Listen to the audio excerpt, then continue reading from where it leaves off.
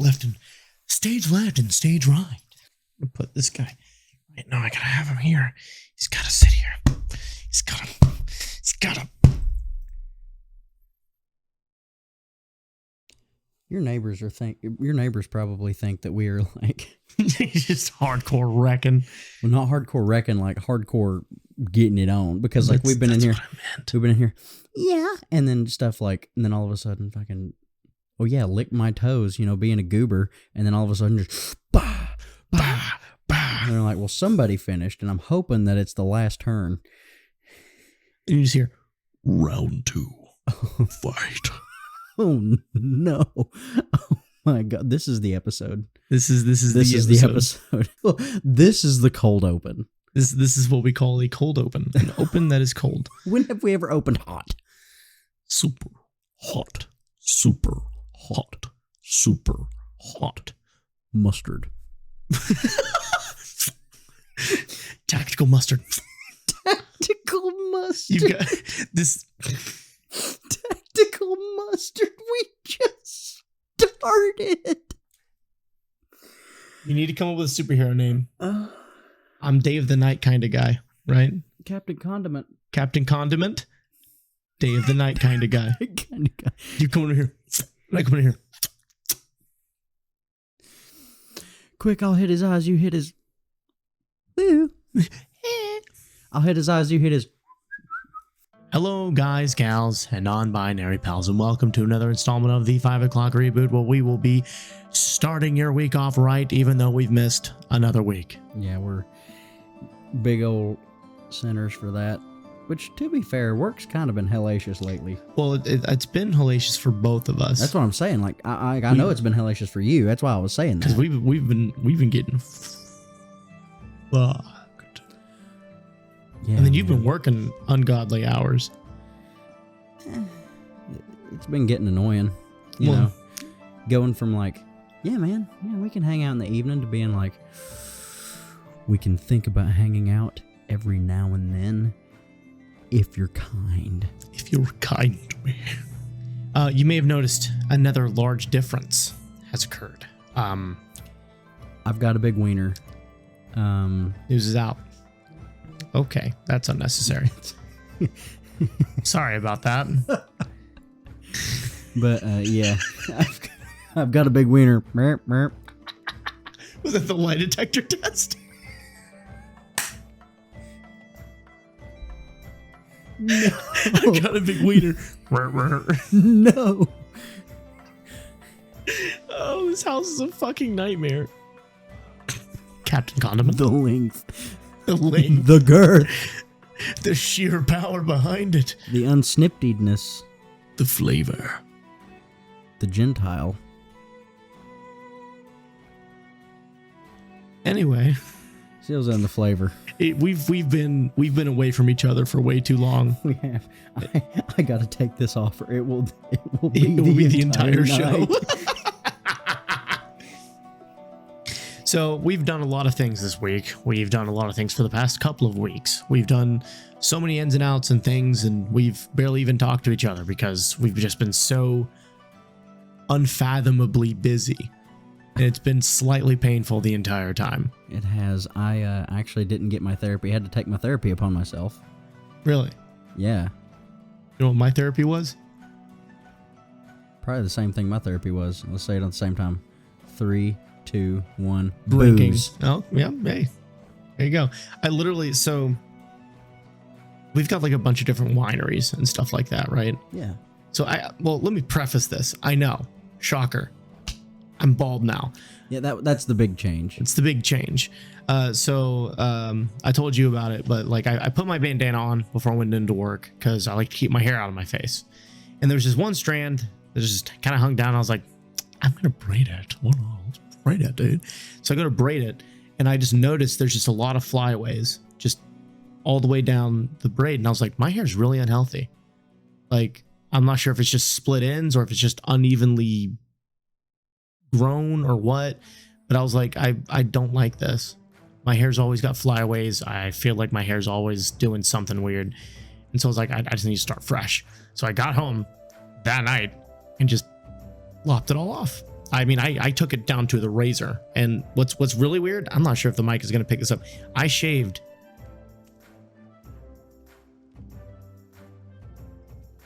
maybe 10 or 11 hours ago.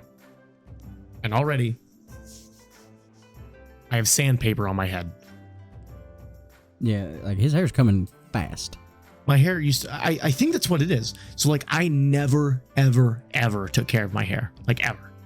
I would just shower, shampoo, condition, and then that'd be it. I would never worry about it because I'm a dude. But I think that as I'm growing older and I'm realizing I need to start taking care of my body a lot more because my body won't be taking care of itself anymore. I'm going to start doing that typical routine, taking care of me, taking care of my skin, taking care of my fat body. Haven't gotten to that part yet. I'm still working on mine. So, well, we have talked about this several times now that we need to go to a gym together and do stuff together and actually like do it together, because my main thing is motivation. Yeah, I do need a workout buddy, because my current workout buddy is going to a new gym, which is wild because my workout buddy is my girlfriend. What? Why is she going to a new gym? So check it. She got a new job, right? They give her free membership to their own gym. Their own gym? I mean, technically same. Well, yeah. I just don't ever go to it. Okay, so there's two separate ones. There's one that's all the way out in Sevierville, like Sevierville, Newport borderline area. Yeah. And then there's one in Gatlinburg. That's kind of far away. Kind of the opposite directions of anywhere that I need to go. Now, I did consider for a period of time just biting the bullet and just driving out there and going to Gatlinburg, because they have personal trainers at only like $25. That's not bad. That's really good. Yeah. And he told me that he's gonna like keep on it, and he's gonna keep on it as much as humanly possible, and like he's gonna torture me. And I was like, this is what I need. He said, give me 5 months, I can get you looking the way you need to. I said, wow. And I haven't gone since. I have his number in my phone and everything. Sounds like me back when I used to do Brazilian Jiu-Jitsu. I forgot you did do that. I want to take up some sort of martial art. I actually wanted to study Wing Chun whenever I was a strapping young lad. Now that looks like it would be a fun art to learn. I will say, I do want to get back into Brazilian Jiu-Jitsu, very bad actually, because like, here's the thing, bro. It's so you think about wrestling, right? And it's like, oh, I gotta get this guy on his back. It's like, take that, but instead of it being brute force, you're trying. It's more technical, and instead of just trying to get him on your back or on his back, you essentially are trying to learn and get yourself in a position where you can cause him either immeasurable pain or make him take a nap. Like, and it's not a choice nap either. Like, it's one of those. It's one of those like, go to sleep. That's actually where I learned that a choke doesn't always have to be, cutting off the airways. Oh yeah, it's for the carotid arteries. It's the blood, yeah. And I didn't know that, right? Like, I was in class one day, and like it was one of the first chokes that we were learning. And it was called a cross choke, right? And he was like, all right, I'm gonna sink. He's like, I'm gonna sink his in. He's like, I want you to tap, right? I was like, okay. He's like, tap whenever you think you need to. I was thinking I needed to a little late, because I was like, that's how I am though. Because I was like, I was like, I can breathe. I can still breathe. And then I was like, I can. Well, see, with me, so a lot of people compare my mindset a lot to Markiplier's, on the sense that I'm not a masochist. I just want to find out what I can take. So my ass would just be like, Your ass would be getting woken up is what your ass would be getting. It's like, I thought I could take it longer, man. I'm sorry. So, I'm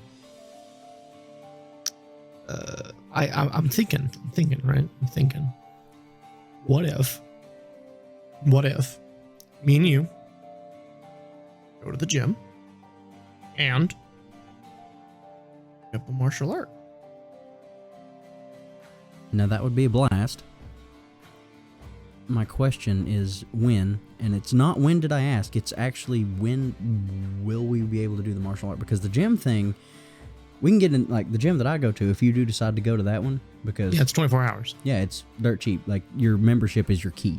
Yeah. You know what I'm saying? You just walk in, boop, work out, do what you want to do. Now, martial arts, on the other hand, usually requires a teacher.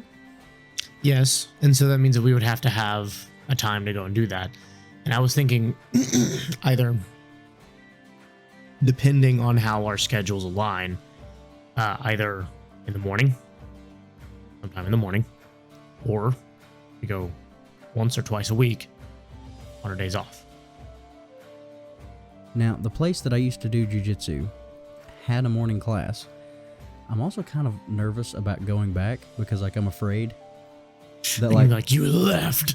Yeah, like, because I feel really bad because, I love the guys and everything, and I still do, but like, I'm afraid that if I try to go back, he'll be like, dude, you flaked, you quit training. You really fell off. I really did fell off. You know what we also didn't do? The fucking B-roll, I guess. A fucking B-roll, I guess. And now that I'm actually thinking about it, I don't even know how long we've been recording for, and we've been doing so much catching up that we haven't been doing any kind of drinking. At least 15 minutes. Oh, jeez. That's going to be fun for me to find the spot on that one. Well, guys, here we go. I should have learned how this is said whenever I got the bottle. I just said, this is a pretty bottle. Hey, this is pretty, I want it. It is Hussong's Mr. Tequila? Piss poor. Reposado. Just you just put it in front here. Give the people a good look. Look at that. Look at that bottle. Look at that bottle. Look at it. Gorgeous. Beautiful. Gorgeous. Fantastic.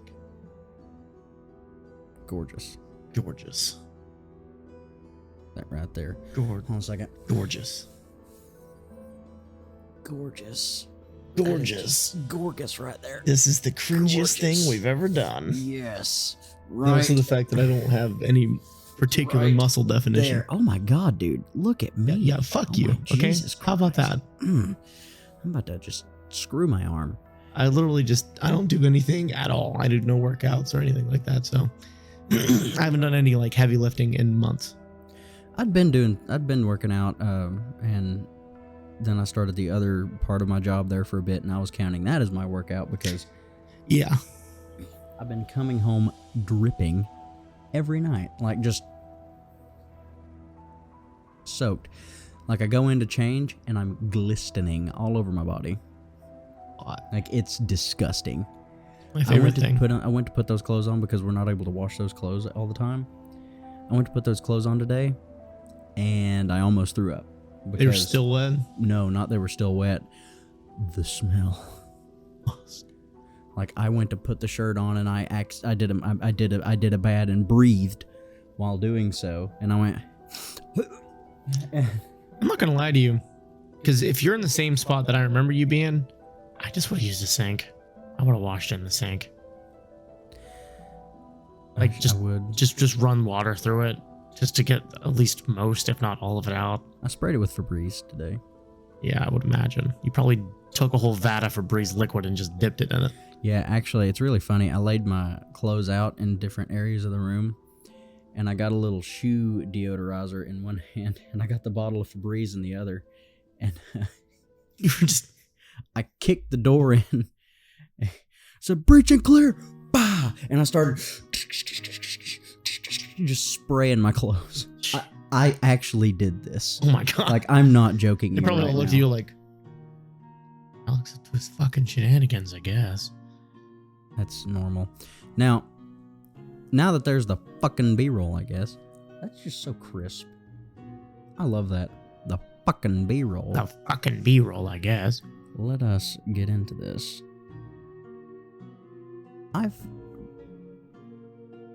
Tequila, the art, like, the redemption art for tequila, for me.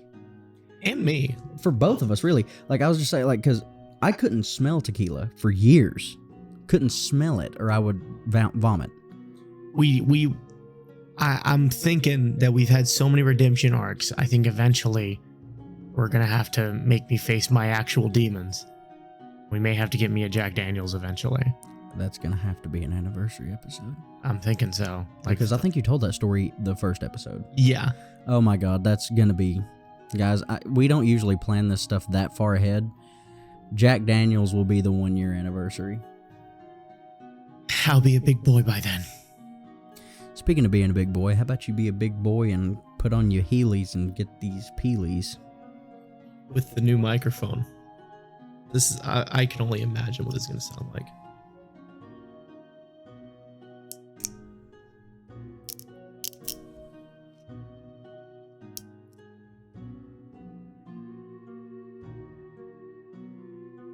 I have a formal complaint. Did it stop? Peely's does not. It was not serrated. The Peely's ends. It ends 2 centimeters short. I have a complaint.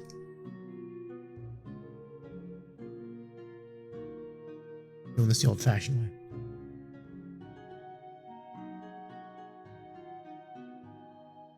You better be gentle with that. You better be gentle with that bottle.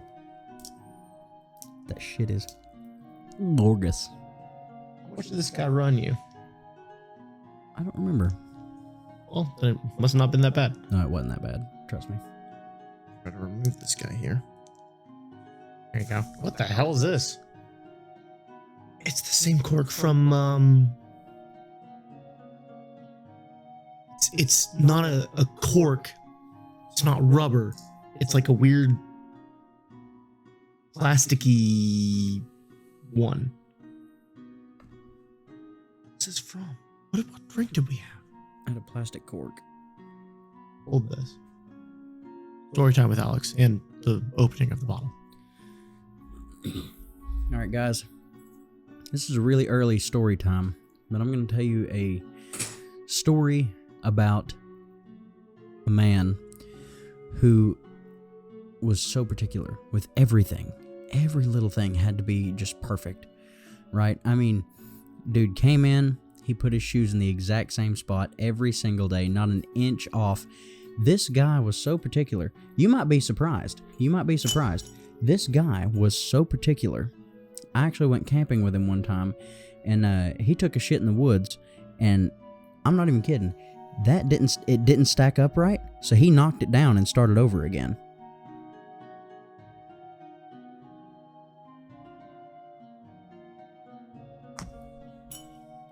What the fuck? So, I remembered a cork, and I didn't remember which bottle, which makes me feel really bad, because it was Dwayne Johnson's Terramana. Has the same exact cork as that. Oh, now, hold on one second. May I look at this bottle for a moment?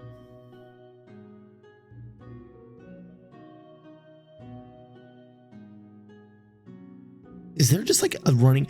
Are we realizing something here? Are we like breaking Da Vinci's code that they just recycle certain things? Because that has been the same bottle for multiple drinks that we've had. And now we're finding something with the same... Well, not the same exact cork, because this is literally a stamp at this point. But we're finding something that has the same type of cork. Of course, you know, a cork is a cork is a cork, but...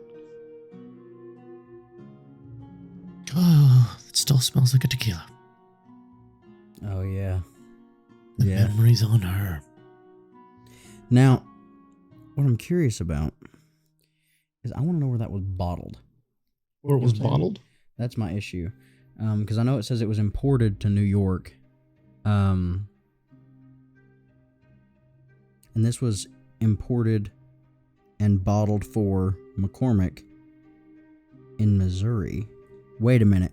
If these were bottled in Mexico, then that could be the code. It's probably the same manufacturer. So whenever you get a bottle, these are, it says imported by, so it doesn't say where it was made in. Does it have anything? Made in Mexico. Product of Mexico. So maybe they use that for their corks. That may be it. Maybe because maybe like the wooden corks or the other corks, that we get in a lot of our whiskeys. That may just be a big whiskey thing. Yeah. Maybe this could be a Mexico thing. Easy there, Tiger. I'm just getting loose. I'm not. I'll let you do that again. All right. Now for the opening.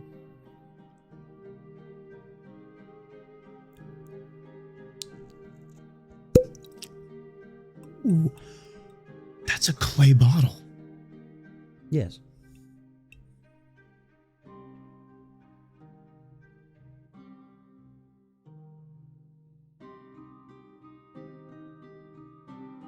Even listen to the sound, listen to the difference.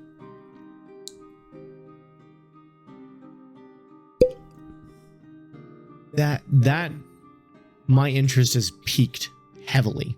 Ooh. This is going to be a good one. The flavor. Oh. The aroma. Smell that. Aerate it. Ooh. Wait a minute. That does not smell like Terramana. No. That smells like agave. It has a sweeter smell to it. Because it smells like agave. Yeah. Yes, it is. First off, I think. I'm not sure. The bottle is amazing. Hold it up. Look at the bottom. Grab it by the handle. Look at the bottom. Oh my god. That's actually really cool. That's actually really cool. 80 proof. That's actually super dope. I'm not even gonna lie to you. This would be something that I would take with me and just drink out of. Absolutely. Yeah, that's one of the reasons I got it. Like, it stuck out to me because of the... That is so cool. That is awesome. I may have to go get me another one of these bottles for the house. And then just run it around. Yeah. Now, without further ado, because we have been putting it off for 20 minutes. I'm actually genuinely excited about this. I am as well. These are just flavor boys. We may snack on these later. Snacking. Now,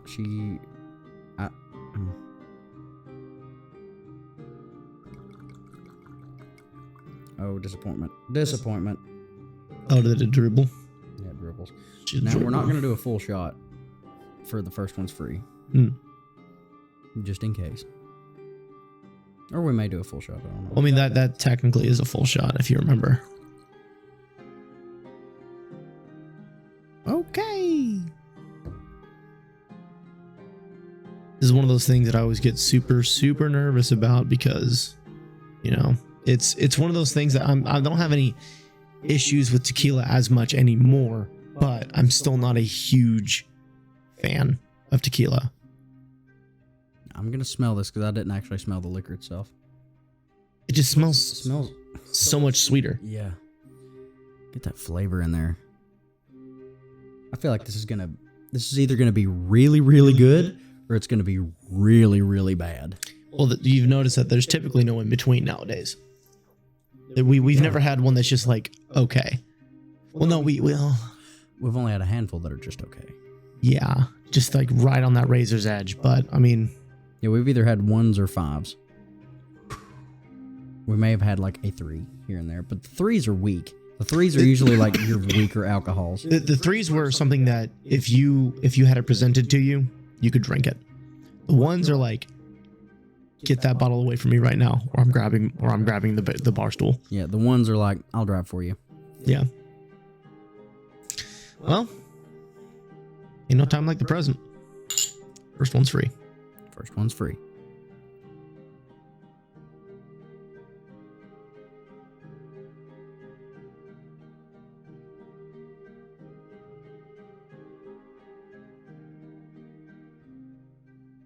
It is a right burn on the way down. It does? But I gotta say, ooh. Oh. It's not bad. Is that an agave or a fire on the front of that shit? The burn is really rough, but the flavor. It kind of feels like whenever you get like, whenever you're outside in the cold and then you immediately go back in and hop in a hot tub. It's that kind of burn. Yeah, like it's not unpleasant. Like it's just kind of like sudden, and then it really ramps up, and then you just kind of get used to it. I still have it tickling in my throat. But yeah, it took me two swallows to get that down, but it usually takes you 2 swallows. I'm not a good shooter. I huck it back. We get it going because I don't know what it's going to do to me, and I want to find out. You're gonna find out what it's gonna do to you. Well, that is true. Well, today you said you had Fanta, and it is Fanta. I have Fanta and Orange Crush. So I'm kind of curious. This is also going to be a taste test for the two of those. Yeah, because they may be the same, but they're not. I was going to say that's I don't know. Because like they're both orange, but they have different intensities of orange, right? Oh, you have these in bottles. Fancy. I got 2 of each. Nice. You are a far better pourer than I, so I will allow you the beneficial honors. I'm actually very excited to see how this goes because we're not sponsored yet, but sponsor us, please. No, we're not. Oh, let's move that on in there. We're not sponsored yet, but hey, man, if you guys ever want to sponsor us. Okay, so first, let's just showing everyone that we're doing our thing here. We should have lived on Twitch next time. Next time we need to stay on top of that because I'm gonna focus on growing us as much as possible. And speaking of growing us, you know what's coming soon? 50. I haven't checked. I was gonna say crossplay for Honor. That's right. And they also released their new hero that I've not tried yet. So I haven't even picked it back up since I played it last. Whenever I live streamed it. Oh, big plan. I intend on getting a sleeper PC, so something that I can use to actually live stream through. Because the PC that I have right now, while it is great, I'm not gonna lie, it's pretty great, it can't run my games and live stream at the same time without lagging horribly. So the way to counteract that is I'm going to get a PC that runs everything great, good stock everything, don't really have to worry about live streaming, it don't require much for that. I'm going to hook that up from an Elgato that actually goes into your PC, actual capture card that plugs into your PC. I'm going to start live streaming through that and gaming through that, because then it renders it at whatever I want it to be. Maximum graphics, no problem. It's going to cost me about $500, but hey, small price to pay. My original PC was actually only $400. Really? Wait. Pre-built, little rinky-dink. Guy didn't need it anymore. I mean, it was not good parts, I will say. Like the parts were lackluster at best. And then I upgraded to what I have now.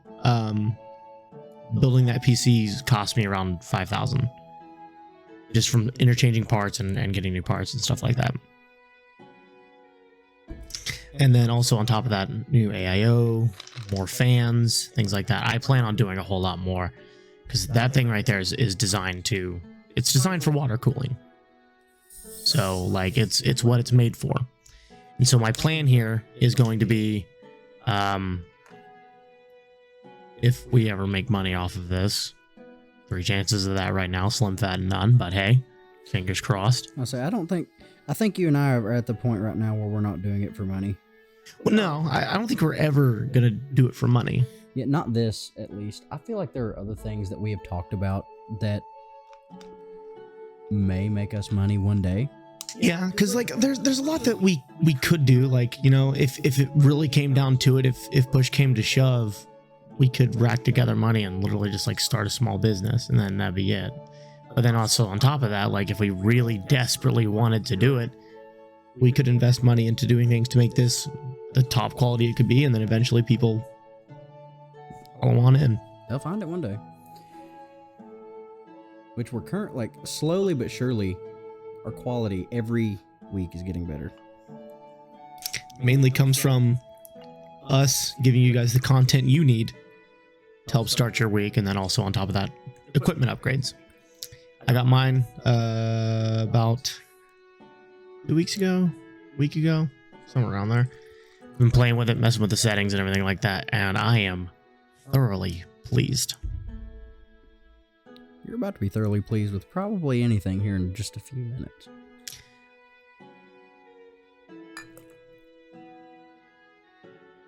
You're going to want to put your finger in that and stir it a little. Yeah, I'm not too worried about it. Well, you're going to be getting tequila on your first hit of that drink, so. That's okay. Oh, that is very tequila heavy. Yeah, it's because it's got 2 shots in it. Well, you know, like she says, I'm going to need like 2 shots in my cup, so. That's not bad. Did you sip it? Yeah. Oh shit, I haven't tasted it yet. That's actually really good. You bastard bitch. Bastard bloody. Fuck you bloody. But yeah, we talk about this almost every single episode that we need, but there's so much that we're wanting to do and so much that we need to do. Oh yeah. I'm releasing demons from my mouth right now. You didn't hear that, but you'll probably hear that if you ever watched this. Wait, what did you just say? There were demons releasing from my mouth.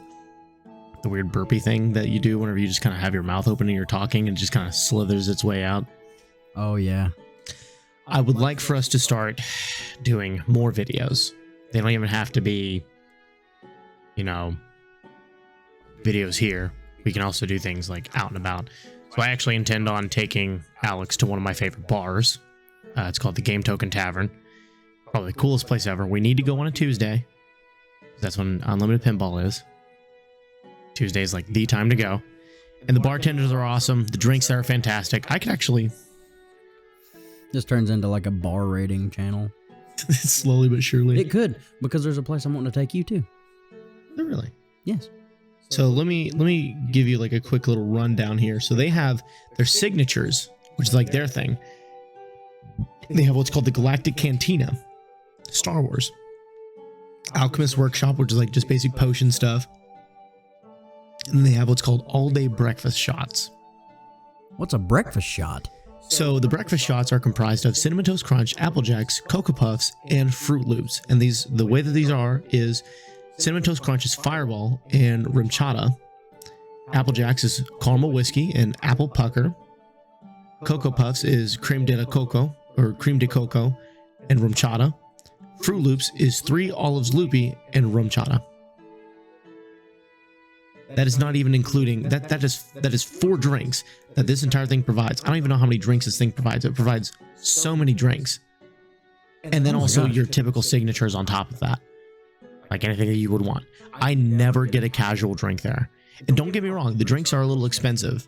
But anytime I get a drink, I get these. These are the only ones that I get. My personal favorites. So there's one called the Big Kid Juice Pouch. Big Kid Juice Pouch is citrus vodka, coconut Red Bull, Sprite, berries, and lemons in a juice pouch. And it's literally in a pouch. And then they give you a straw to drink out of it. So straight up like a Capri Sun for adults. It's awesome. There's one called Revenge of the Nerds, which is vanilla vodka, apple pucker, lime, cranberry, and Nerds as a candy rim. So like how they make a margarita? Yeah. They put like an icing cream thing and then they dip that in Nerds. And so you have like a Nerds rim. It's so good. I haven't tried a whole lot of these. I think I tried the Unicorn Magic as well. I went there for my birthday. I did that one. I think I did a Rainbow Road. But the Galactic Cantina is amazing. So there's the Power of the Force, carbonized with vodka, green apple pucker, cran peach, and apple boba. So the boba is actually like little pearls that they put into it. that pop and they taste like apple. But there's a twist. They put dry ice in the bottom of the drink. So whenever they pour it into there, it bubbles. Oh my God. Oh yeah. And then there's a galaxy far, far away, which is carbonized with rum, coconut rum, blue Coroca, and lime Powerade and boba. So same deal, but just with that combination. They have they've got City in the Clouds, which is Jackson Avenue gin, butterfly pea matcha, floral bitters, lemon, and smoky dome. It's a smoky dome, so they smoke it, I think. I haven't tried it yet. Han shot first. Do you take the Han shot first, which is Jameson? Then you take the Greedo shot, which is pickle juice. I love pickle juice. That's the perfect thing to settle your upset stomach after you've been fucking... Well, I don't know about after you've been drinking, but like I used to drink pickle juice for an upset stomach and for pleasure. Well, it's because the vinegar really helps out with your stomach too. But there's so many different stuff here that I genuinely love, and the drinks have never been bad. And the bartenders are also cool too. Like I've never had a bad experience whenever I've gone to here. And not to mention, on top of all that, they also have food. So next door is called what is it called? 8-Bit Burger. It's a restaurant that is owned by the same people. You can order food at the bar. They will make the food at 8-Bit and they will walk it over. They're literally maybe, I couldn't even say they were more than 50 feet from the Game Token Tavern. Now, I haven't gone yet, but there's a place called Space Bar. Fully cyberpunk, black lights, all this other jazz. I want to go. I don't know if I want to go by myself or if I want to go with people to experience it for my first time. We were originally going to go for my birthday, but it was reservation style at the time. You had like book a time to go. Now, obviously, it was busy. It just opened, so we couldn't go. So we just went to the Game Token instead. But I'm wanting to book a time, and I'm wanting to go at a certain point. I love that is just sagging over time. Yeah, slowly but surely. You want me to fix it? Nah. I do have an idea for a bar. You finish your thing there, but I need you to hear me out. Well, I mean, I was just saying, like, I don't know if I want to go by myself or go with people, because, you know, drinking is always better whenever you're with people. I went to the Game Token Tavern for weeks just by myself, just to go and play pinball and try to rack up the highest score. I usually go drinking by myself just because in a manner of speaking, I don't want to bother people. But at the same time, like, I just don't want to ask people to leave their house or leave what they're doing to come and drink whenever I'm going to drink for a little bit, vibe, and then just leave. I mean, I feel that I don't usually stay at bars long. I don't usually drink that much at bars.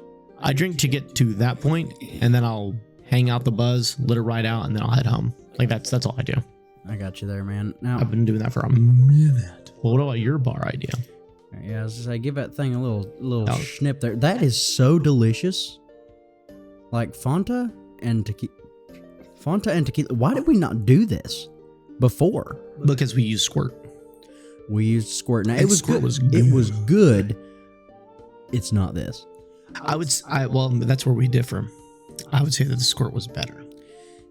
Well, then again, it's been so long for me.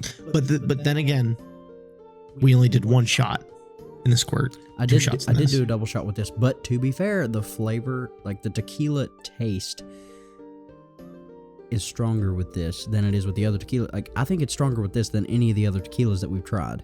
Well, we've only done double shots with these. I love that you just like bury your face to clear my throat. Yes, you just like die for a whole 2 seconds. But the reason I am saying, hear me out, dude. But here's the thing. The other tequilas that we've tried, like, don't get me wrong, like, you do get the flavor, you know, you do get the taste and everything, but if you just shoot it, like, if you just sip on it by itself, there's like a rubbing alcohol, like, you know, with a lot of alcohols that are produced, you know, and you can attest to this because you work, you know, with alcohol as well.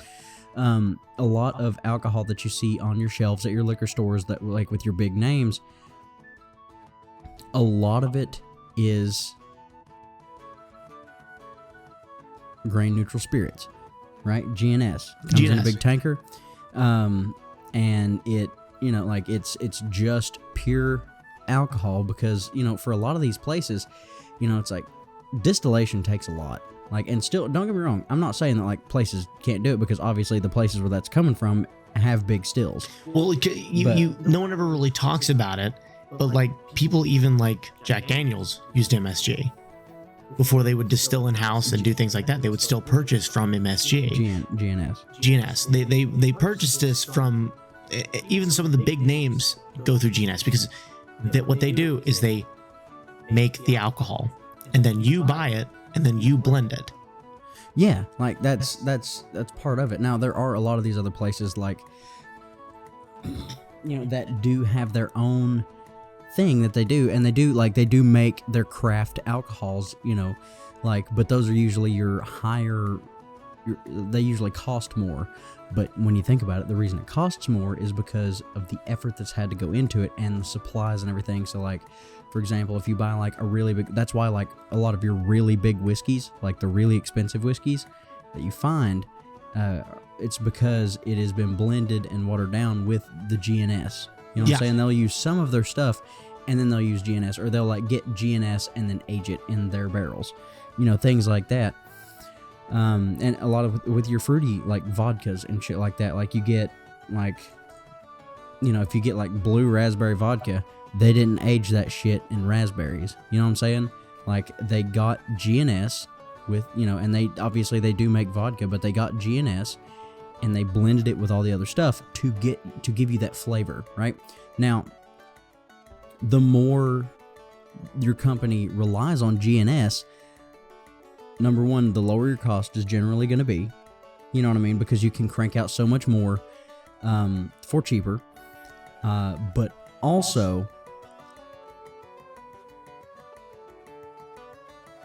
you're going to get that nail polish taste in there really heavy because that's essentially GNS. You know what I'm saying? It's like, just the pure alcohol of what they made. Like, they make the nail polish remover, and then the other stuff, the drinking alcohol, they ship off somewhere else. I don't know if they actually make the same thing, you know what I'm saying? But, like... Well, like, so... Because you were talking about, like, local businesses that do their own stuff. So, like, all the moonshine distilleries, and then even some of the craft beer places that we have around here. Their stuff is going to be more expensive because they do this stuff here. In-house. So, like, Tennessee Shine, Old Smoky, and even Sugarlands, they all do their stuff in-house. Like, you can go on tours and see how they make it. Yeah, like, whenever you see it's like, this is how we make it. That shit ain't for show. They are making that in stuff. The process. Like, you are simply observing men at work. You know what I'm saying? Like, we're talking... Hold on a minute. What's that song? We're talking the land down under, okay? For the land down under. That's it. There you go. Yeah, you were seeing men at work. Oh my god. How much of that can you use in an episode? How much of that like song can you use in an episode? I think it's legally I can use 30 seconds of it. So I could like add like a voice clip if I wanted to. All you need is a yeah, you know what I'm saying? It's like you were seeing men at work. That's but then there's all this stuff in here. You can cut this out. You're not gonna cut this out. So this is funny. So this is quality shit. I have taken a small pledge to myself. I won't lie. I haven't put as much effort into the episodes. Obviously, there's been such minimal stuff that I've done. You also have had no time, and I'm not upset with the. Well, that's what I'm saying though. Like I have 2 days off where I'm working on different projects for other people. Well, you know about one of the projects that I'm working on right now, right? Yeah. Yeah. And I'm having a blast with that. I'm not even gonna lie to you. It's the funniest. I need to show that to you. It is the funniest fucking thing I have ever done in my life. And it's a slow progress because I get creator's block. Because this is all coming from my brain being put into a program to be shown to people who they want to show it to. And so what I need to be doing is be putting that same exact effort into our episodes, because it's 2 hours max. I have 2 hours to spare. Well, here's the thing. It takes longer than 2 hours to probably to throw that shit in. It probably takes like 3 hours at most. Well, I need to start putting forth more effort as far as that goes. Like, I need to do that. You know what I'm saying? Like, I need to help. What we need to do is we need to get you as good of a PC as we can get, and I might just put you in charge of the gaming, and then you can edit the gaming, because that stuff is super easy. Hold on. All right, keep talking. I was gonna say, because your laptop might be able to do gaming. Oh no, it is sagged so much since then. Is it falling off? You can push it against the middle there.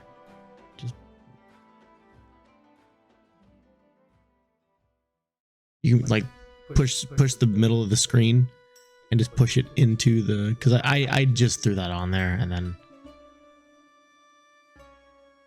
there we go.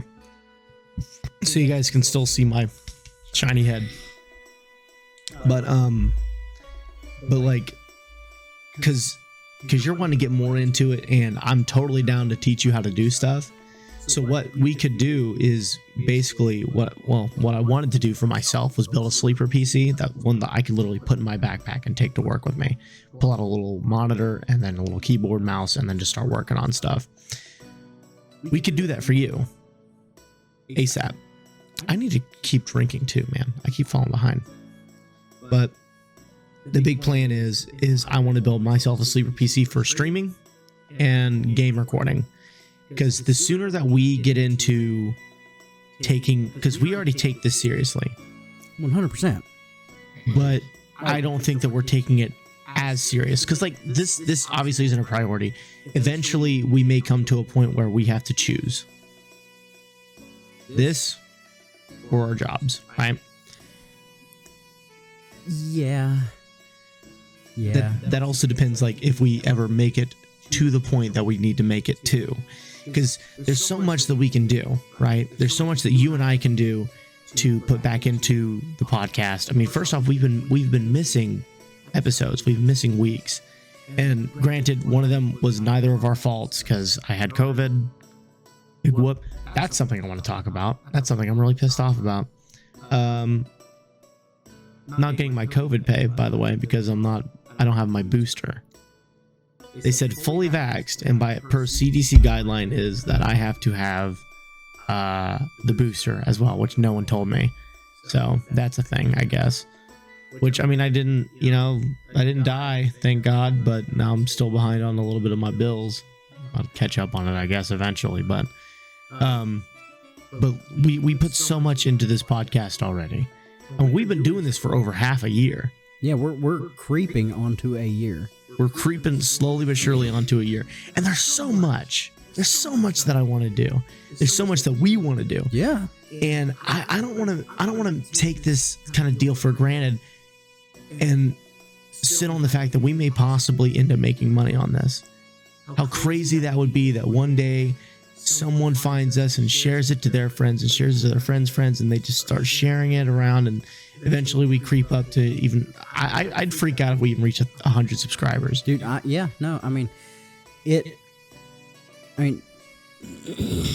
this show means a lot to me. Honestly, it does. You know what I mean? Last week was just a big thing. It was just a big lack of communication on my part, because I didn't reach out like I should have. You know what I mean? And I was also asleep. But that's also on me, because I was asleep. So I guess what we're saying here at the 5 o'clock reboot is that we're human, and that we do love you. It's because we're human that we're able to feel these emotions. But, you know, like, this show right now isn't putting me in any danger with my job. Right. And same. That's what I love about it, is like I work a night job anyway. Yeah. So like, even if we needed to record on a different day, it would put me in no danger. Yeah, the only my only concern is because like mine's, while it's like technically an evening, it's still late and a lot of work. Well, it's not even that it's just late and a lot of work. It's that it's a rough start. You know what I mean? Like I go to bed at a decent time sober, and there's times when I'm like, fuck, I gotta go. You know what I mean? And you do so much more than I do. Like on a work basis, you do way more than I do. Really? Well, because I unpack boxes, I stock shelves, I give bar tours. Like, that sounds like things that you would think would be difficult, but it's really not. And I thoroughly enjoy it. Granted, sometimes they don't tip very well, but that's neither here nor there. But compared to what you actually do, because I used to do what you do way more than I do. The only issue is I get paid more, guaranteed. Yeah, you do. Because I don't know your salary, but with what I do, with my tips and commission, the unfortunate thing is that I know for a fact that I make way more. Oh no, dude, you 100% do. I'm not even joshing you. Now, I really hate to like derail this right now, but I just remembered, and this will also give you an opportunity to catch up, that I mentioned something a little while ago that I never capitalized on, and I need to like get this out before someone else thinks about it. You know, now that it's on air and like we can say that we own this shit, or at least own this idea. So you're talking, the gaming bar, right? The game bar. Yeah. Now, it's not marketing to kids, right? Obviously. Correct. And since we're not marketing to kids, because like arcades are a thing, but like they're not what they used to be. Really goes who's able to go to the arcades and do what they like what people usually think about, right? Well, there's a place in Gatlinburg that is like an actual arcade style theme arcade, like booths and everything like that. Like about what's by 70. Maybe I haven't been up there in a minute to actually see it, but like it has like actual arcade games and stuff like that. So they have that going for them, but it's me. I think it's just me, but it feels too modern because they give you a card that you swipe tokens with. It's not the classic tokens that you would put into a machine. I live for that because that's nostalgic. Yeah. Accidentally taking home like 5 or 6 coins whenever you knew for a fact you could have gotten that stuffed elephant in a crane machine. Just one more token, man. One more token, you could have got it. And you walk home with like 10 plus tokens. Now hear me out. It's an arcade bar, right? But you can use tickets to buy drinks.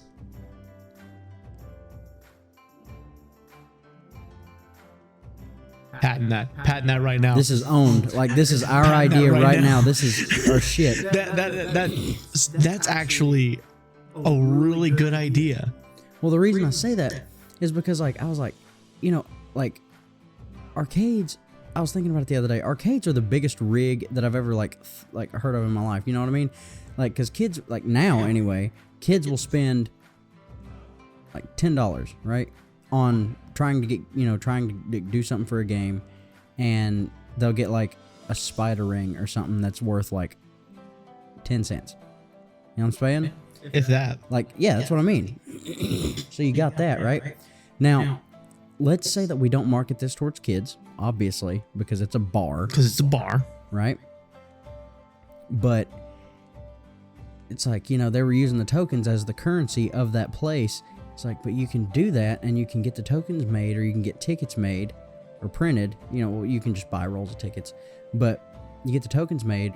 I would probably use the tickets, to be honest with you. Because if they use tokens, so let's say you get a token for a quarter, right? Yeah. Because that's the typical equivalence change of currency, right? Yeah. So I kind of like the idea of keeping it marketed towards adults. Obviously, it's a bar. But I kind of also still love the idea of there being prizes as well to market towards kids. And the reason why, during the day, arcade, but people can still come and drink at night. It's kids, and it's a place where adults could take their kids and they could have them a drink while they have a fun time at the arcade with their kids, participating for the same purpose. Because they're both trying to get tokens. Shit. The kids trying to get the tokens for that stuffed elephant, right? The adults trying to get their tokens for a brewski. Oh my fucking... Finish that drink. This is a brilliant idea. That is... Cheers to that. That is... Holy fuck. That is probably the best idea that you've come up with. We need to go to the bank right now. Right fucking now. Go to the bank. Hey guys, hear me out. We want to start a business. Oh my god, that would be so hard. We could do it though. Oh yeah, no, like we could do that. We could keep doing this because we could do it there on certain days. We need to start. We need to keep doing this, obviously, but we also need to start the bar review, right? Yeah. And I gotta say, my girlfriend would be more into that because she could go with us. You know, but we need to figure out. So also, I'm gonna make a start. Yes, I want to go. I may call them and talk to them about us doing reviews there, and saying like, "Hey, we're a small time YouTube channel. Could we come in, hang out, drink, record, and then talk about your guys' bar? Give a basic bar review." I'm sure they'd be totally down for it regardless, but if not, then whatever, we'll do it. They'll really be down for it if we say, "Hey, we're a podcast and we're thinking about branching out into more avenues of entertainment, and we would like for your bar to be the sort of flagship on this journey that we're planning to embark on." So I've actually thought about this. I went to a nerd store. I can only call it that. They sell 4K stuff and stuff like that. They have... Sorry. They have like an actual flag that they talk about, that they are... There's a podcast that they sponsor. So what if I could convince them, and if you're watching this video while we're talking about it, first off, I love you guys. What if we could convince them to be our sponsor? Oh my god. How cool would that be? That would be insanely awesome. I just realized how much I poured into our last drinks. Yeah? I'm so fucking excited. I haven't eaten since lunch, so this is hitting me really quick. I ate a little while ago. We should have gone to Waffle House, but I have a flat, so. Shannon. Another one of my coworkers knows Shannon. Really? Yes. I actually know exactly who you're talking about. Believe it or not, I should have told. No, I didn't tell you. I actually met him there while I was getting some Waffle House. Really? Yeah. It's so funny. It's so... I was almost shocked from how small the world is.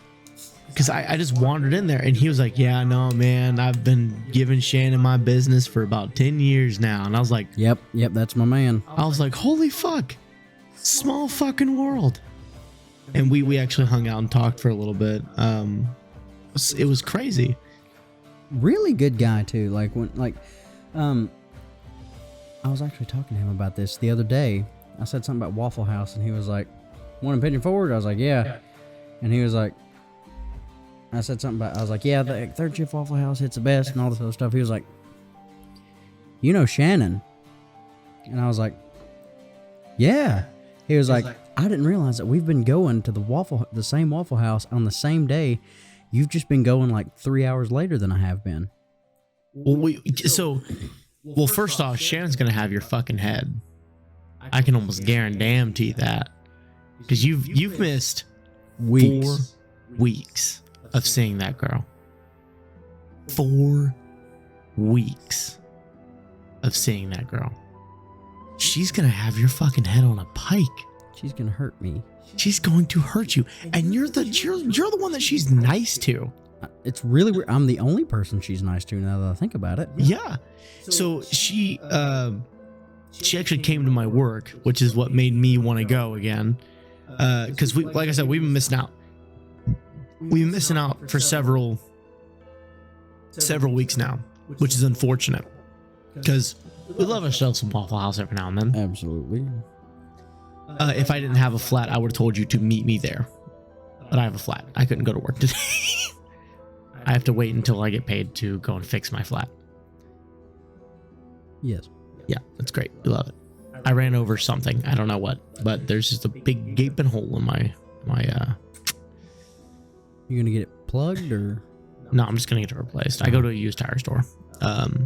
But she came to my work and she was like asking about us. She was like, I haven't seen you in a while now. And I was like, I know. I was like, we've just been busy. We've been missing tradition. We haven't recorded. I had COVID.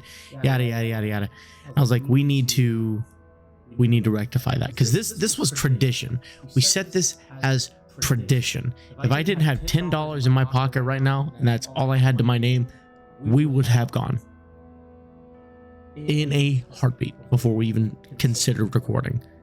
Man, I would have took you. But unfortunately, You need to try this. unfortunately, due to the fact that I have a flat and I have $10 to, because we just paid rent, we both were kind of short this month on rent. So I just paid rent today too. yeah, we had to figure out how to do that, because he went on vacation. My brother, he went on vacation, so he had to figure out how to pay his rent on that end. We kind of just threw together our laundry money and the extra change that we've been collecting, because I have cash on me all the time now. And we just skid by. So thankfully for that, I'm hoping to eventually move into a cheaper apartment whenever the stock market crashes and the regular market crashes. I actually had some money in my pocket recently too. Good stuff. It is nice. Mine came from something different though. Where did yours come from? So I made my first trip to a casino ever. Yes, you were telling me you were wanting to talk about this, my son. Well, what better time than an hour in? Excellent segue. Please tell us more. So, I went to a casino for the first time, and my eyes got fucking... because I didn't know how big they were. Oh, yeah. I also didn't realize how many slots there were in that place. Oh my gosh. And you know what's wild? Because whenever I think of slots, I always think the fucking quarter in. You know what I'm saying? Or The classics. Yeah. There are some that you can do the thing. You want to know what a lot of slot machines look like now? Screens. Mobile apps on your phone. See, I have an issue with that, because like we can all honestly agree it's rigged. Oh, obviously. 100%. You're not supposed to walk out of there with a gain. The fact that they put them on screens makes it that much easier for them to cheat you. Yeah. Now, the one that I went to whenever I turned 18, I went up to Minnesota with my ex 1,000 years ago. We went and checked out. They were going to go visit family. They just wanted to take me along for like the trip. We went to a place called Black Bear Casino, and we went to this place, and we were just checking it out. And I made a deal with myself. I said $20. That's it. $20. See what happens. Lost that $20. Moral of the story: give yourself a limit, because the first thought that came to my mind, wow. The first thought that came to my mind was, what's an extra $20? Yeah. I was like, no. Down. Bad Derek. Because that becomes a habit. We don't need that. Exactly. And so I did spend $20. I went up for a second, and I was like, cool, sweet, awesome. That's and how then they get you. oh yeah, and then I immediately just lost. So I could have walked out with like $50, and then I ended up walking out with nothing. But the buffet. I actually did not get to eat at this casino. Man, let me tell you something. Let me tell you something about the buffet. The buffet was immaculate. I love a good buffet. Because, like, first off, this was a casino, but it was also a hotel. So the buffet, oh my God, this spread on the buffet. I don't really eat a lot of like organic-ish. Well, organic's not the right word. I don't eat like organic looking food, so like crab legs and stuff like that, and lobster. I have this weird phobia of I can't eat it if it still looks like it could pick me up and eat me. Like if it still looks like it's alive. Yeah. So like crabs, I cannot eat crabs out of the shell. I cannot. It is this weird phobia that I have that it's somehow still alive and it will fucking hurt me. Now, obviously, it won't, but at the same time, I'm just like, it could. It could definitely do it. But obviously, you know, it wouldn't. But right. I cannot physically bring myself to do that because of that fear. But I did it. I got crab legs. I got mac and cheese. I got fucking chicken. I got pizza. I bought. Well, I didn't buy. I got literally everything that I could get there because first off, I was on a vacation. Right. On a technical vacation. Technical. I thought you said tactical for a second. I was like, tactical vacation. A technical vacation because I wasn't technically on a vacation. I was going with them to go see their family. I was just tagging along. But it was so immaculate for me to take advantage of like that entire opportunity to just eat whatever I wanted. It was amazing. Now, I overcame my phobia for a moment there because I was like, I'm just hungry. I just want to get food. And the food there was just so good. It was crazy. We need to start planning, by the way. For? Disney. Oh my God. We talked about this last episode. Oh, we did. We need to plan for this. I need to start saving up money. We need to plan for this. Yes. I need another trip to Disney. I am talking 3 days of going to each individual park. Maybe not Animal Kingdom. Animal Kingdom was cool, but it wasn't my jam. But at the same time, Animal Kingdom has the Avatar ride, which was the coolest fucking ride that I've ever been on in my entire life. So the Avatar ride, ooh, weird. So the Avatar ride, God, that thing was crazy. So the Avatar ride, not only did it have like, it was like the Skyfly on the island, yes, in Bit of Forge, how it like sits you on a ride and then it like projects you up and then there's just a panoramic view of like what's going on. It did the exact same thing, except the thing that you were sitting on, you were riding it. It was an animal that you were riding, right? But here's the crazy thing. It was designed to move, like the seat moved. Not in the sense of like XY vertices. It breathed. It flexed. It did things that made it feel like you were riding a living creature. I was 24 years old and I was absolutely astounded with this ride. I was fascinated by it. It was the coolest thing that I've ever done in my entire life. Holy shit. Because like you're riding it and everything, like obviously it's a ride and you can see that it's fake, but if you unplug for a nanosecond, you get lost in just whatever this ride is. I was ecstatic to just be riding through this whole thing. You know, it sprays you sometimes, which I find aggravating, but I didn't care. It was the absolute coolest experience that I've ever had in my entire life. And I've done a lot of cool things. Disney was like the coolest experience of my entire life, going through there and doing all that stuff. I'm going to start looking into getting a room at the Star Wars Hotel as well. Hell yeah, dude. Now, oh my god, dude, that just that blows my mind. If I think I would go insane. I think I would like actually lose myself in that ride. I did. Because, well, the reason I say that is because like I tried VR for the first time this year. Mm-hmm. VR you were there. Yeah. And I punched my ex in the kidney.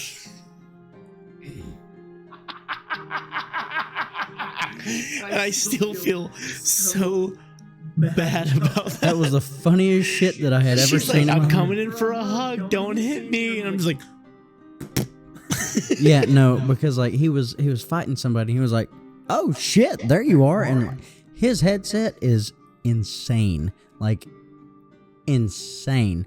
You can't hear anything once you have that headset on. Your ears are in another plane, like on another plane. It's because of the headset that I use. The headset is soundproofing, so like I can still hear you whenever I have it on, but once things are going on, I cannot hear you. Yeah, no.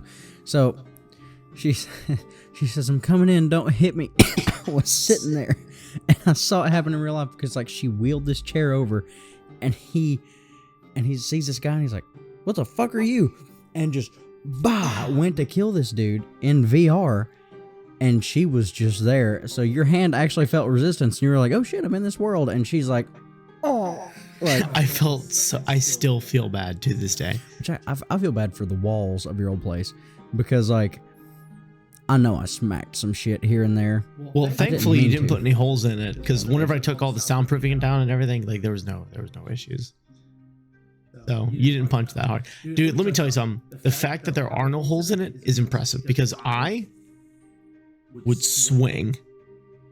I would swing on shit, because first off, you need to check it out again. The game, Blade and Sorcery. That, and I also need to check out, what was that one? It was called like Slap, Smack, Hit, Pistol Whip. Pistol Whip.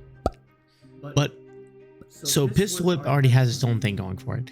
Blade and Sorcery is still kind of like an indie game. They just released U11, which is update 11. It is 1,000 times better than what it used to be. Yeah. First off, the graphics, huge update. Second, you have an inventory. So like in the game, you just put your stuff like on your arms and your hips, your shoulder and your hips. Now, if you have like an item that you can store, like potions, food, stuff like that, you can store it. It has a what's the word? A zip line hook you put onto a rope. You can actually zip line down the rope. They have a stealth mechanic. They upgraded the looks of all of the powers, like all the spells that you have. And now, back in the day, you could only combine the gravity spell to like throw it to throw it down, and then it would create a weird 0G field. Now the fire spell and the lightning spell both have something that you can use where you put them together and they do something. There has been a massive change to the game. I need to see this. No mods though, unfortunately. Now, oh my god, dude! Like, I need to get into VR. You need to look into a Quest 2. Your computer, I would assume, I haven't checked the actual specs on it, I would assume that your computer could at least handle most, if not all, games in VR. Because most VR games are not. I say that they're not hungry, but at the same time they are, depending on what game you get. Hungry? Oh yeah. What does that mean? Eat GPU and CPU power. So like my PC has the 5500 XT. Good graphics card. I don't know what yours has, but my PC that had an A10, it was like an Enox or something like that. It was like, there's a CPU and a something or other. I don't remember exactly what it was called, but it runs the graphics cards internally inside of the CPU, and then on top of that, I had a 980. It could run most of the games that I played in VR. I would not be too hard pressed to think that your laptop could run some games in VR. Now, If you got a Quest 2, it's a one plug in. now, my thing is, man, like, isn't there a bunch of other stuff that you have to have for that? Like, For Quest 2. Now, see, I have CV1s, so I have 2 sensors up on the wall. yeah, The CV1s, the HTC Vives, and the Valve Index all require something called a lighthouse. Now, the Quest 1 and the Quest 2 do not require that. They have sensors on the front of the mask, so you can put your hands up and do everything you want to, and it uses its own version of geolocation to put you in the game, and if you move in the game, you move inside of the game. But the lighthouses are just good for accurate tracking. So my plan is I want to get a Quest 2, and then I also want to upgrade to the Index, Valve Index, because that is like the top of the line for their controllers, because the controllers are like, you can articulate your fingers, and in the game you will articulate your fingers because it's a sensitive controller. My CV1s cannot do that. I have no ability to do that because it's 3 buttons technically. right. So I mean, I've been comfortable with my CV1. Your shit's fucking phenomenal. It's good for what it is, but it could be better. That's the problem. The HTC Vives run at a higher frame rate, and the Valve Indexes, fucking forget about it. Forget about it. How did you do that with your mouth? Forget about it. And then, so they also have something called a Vive tracker. Vive trackers are these little nodes that you can attach to certain parts of your body, and it will track that part as an actual body part. So I could put it on my feet, put it on my knees, put it on my hips, put it on my elbows, and I could have full body tracking. Anything that I did with my arms, anything I could do with my legs, it would track it 100% accuracy, and I could basically just move about this virtual realm as an actual person. A lot of people have been doing it, and sometimes the support is a little weird because some people can use only 3 trackers where they will put it on their knees or on their feet, and they'll have one on their hip, like on their pelvis. Games get better as time goes on. That is like my end goal. I want to have full body tracking for VR because I play Blade and Sorcery. So if I could physically kick somebody, it'd be really cool. Not if I had my ex around, but you know, if I wanted to beat the shit out of some man in a virtual reality setting, I could do that. Now, do you think... All right, now, here's a big question. Now, I do know how horribly hungry the human race is for violence and blood. Do you think that there is a chance, now that I'm thinking about it, because obviously competitive gaming is a thing. Now, with full body tracking like that, do you think that there will ever be like combat matches? I don't think that there will ever be a combat match. So, and the reason why, haptic feedback. Right. That may be it. Yeah, because there could be shit being like, that was a glitch, or you know. No. So haptic feedback, you experience haptic feedback every day, believe it or not. So anytime that you are on your phone and you get a text message, it vibrates, right? Yes.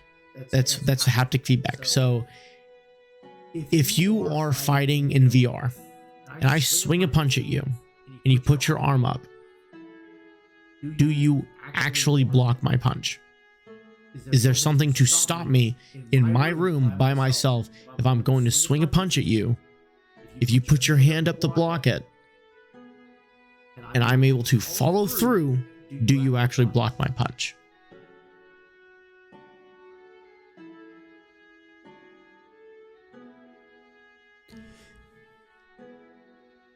Okay, so let's take a look at calculus. Calculus. Okay, now hear me out. Because computers are it's a lot of data, right? Yeah. And for everything, like, for example, everything that's like, the hypersensitive stuff, there are inputs. Yeah? Right. Now, you may be able to follow through. And actually, yeah, now that I'm thinking about it, even if they were to reduce the haptic feedback, like if they were to find a way to... Sorry. the reason I said let's think about calculus is because when it comes to calculus, you were able to maximize like things, because obviously everything that happens as far as input and data goes, there are curves, right? If you look at the functions and stuff like that. Now you could maximize and minimize the points. You know what I'm saying? Like maximize like what it takes for you to reach that point, like for that to happen. But then I got to thinking about it. If you were to follow through with your punch, right? Yes. Let's say I were to block it and the game were to recognize that I did block it, right? Obviously, I would get a little thing here, right? Notifying me that I blocked it.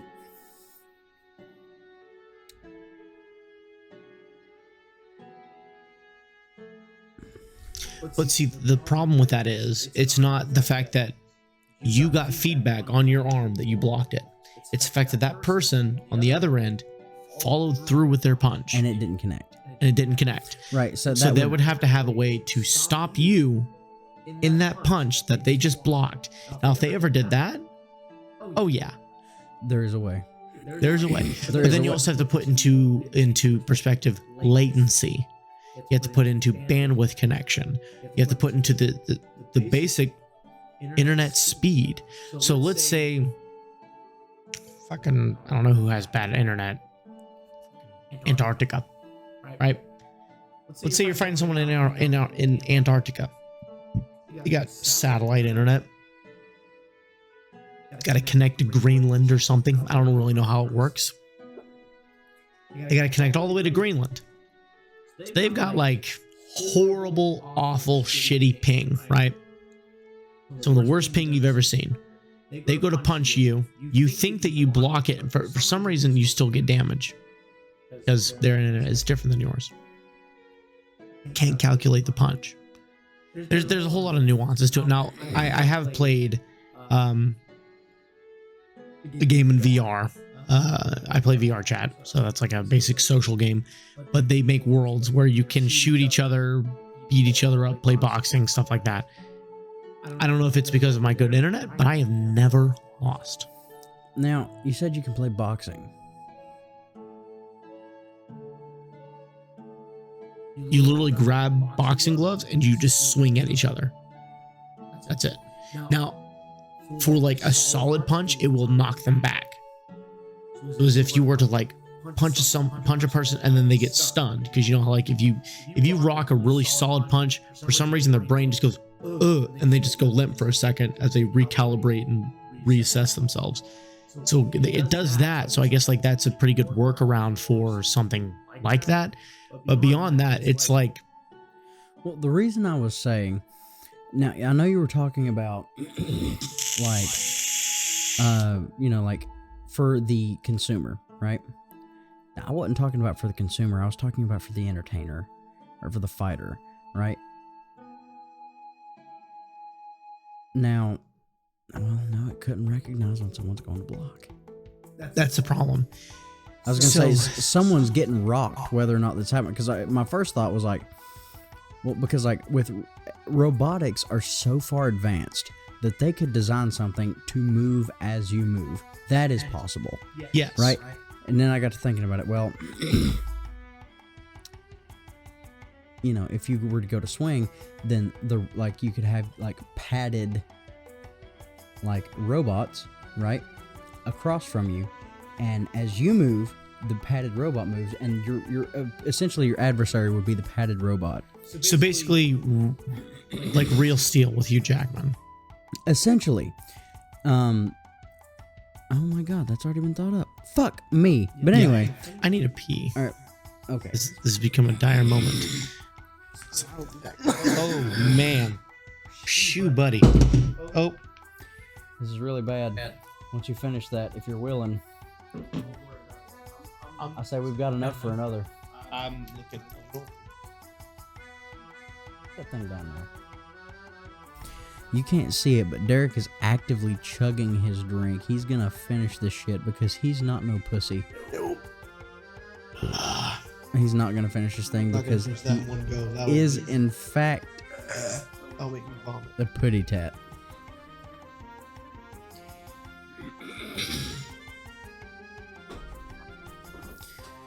So we have reached another story time with Alex. So, y'all, it has come to my attention that I am a dumbass, and Derek, I know you're hearing this in post because you are the editor-in-chief for the 5 O'clock Reboot. I was not even thinking. Y'all, I was just fucking talking out my ass. Dead ass. About this shit that could be going on. You know, even if they were to have somebody, you know, like a padded, like, heavily padded robot and shit like that going on, it would just be an endless fight because no one would ever get knocked back. No one would ever get knocked down. I mean, sure, you could incorporate, like, health bars and shit, and, you know, you could have force and all this other stuff accounted. Well, no one would get to damage. Hey! Talking shit, boy? No. Actually, I found a way that my shit could work. Okay. Let's hear it. How could your idea work in a safe manner? In a safe manner. That's what I'm saying. Because, listen, I love combat as much as the next guy. One of my favorite things to watch is a good fight. You know what I'm saying? UFC. I actually looked up the other day some good jiu-jitsu like matches. Now, jiu-jitsu, I gotta say, you wouldn't be able to do in VR. I'm talking boxing. Things that are full contact combat sports. Yeah. Now you have these padded, like heavily padded robots, right? Right. The reason I'm saying like this would be for the entertainer is because the big companies would obviously be like the only people to use this, right? I'm saying it's a way we could take boxing, which is, there's always going to be people who are like, oh yeah, man, it's the danger, it's the getting knocked out, it's the heavy punches that you take that are, getting you for this. And I'm not saying that you shouldn't train for that, you know what I'm saying? Because like boxing's always going to be a big thing, but for the competition. You could take, like, for example, you can measure force, because force is what? Mass times velocity? Yes. Force is mass times velocity, right? Mass calculated, right? Velocity calculated, right? You have your force, for your punch. These things can be calculated and input and, obviously put into a program.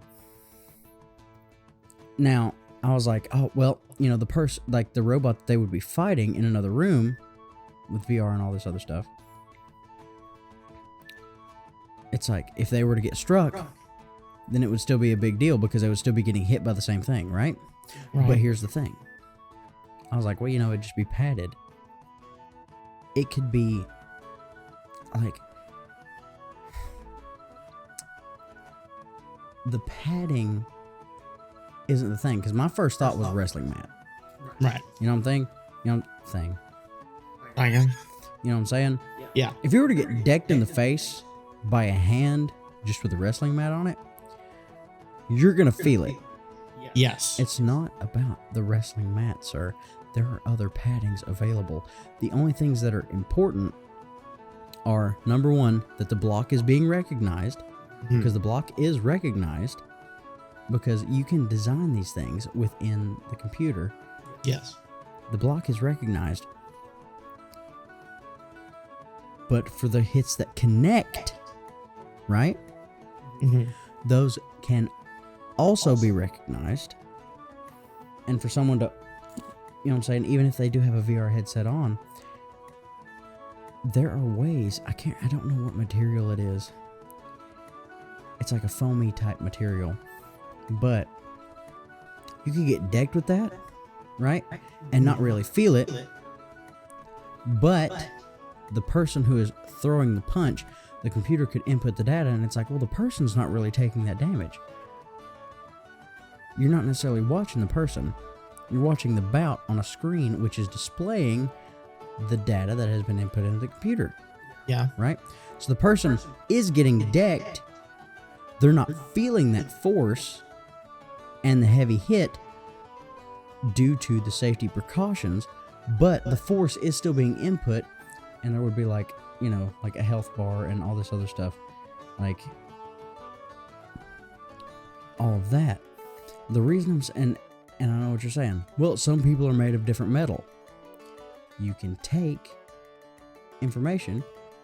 Fuck it. I'm just fighting for ways for me to be right, dude.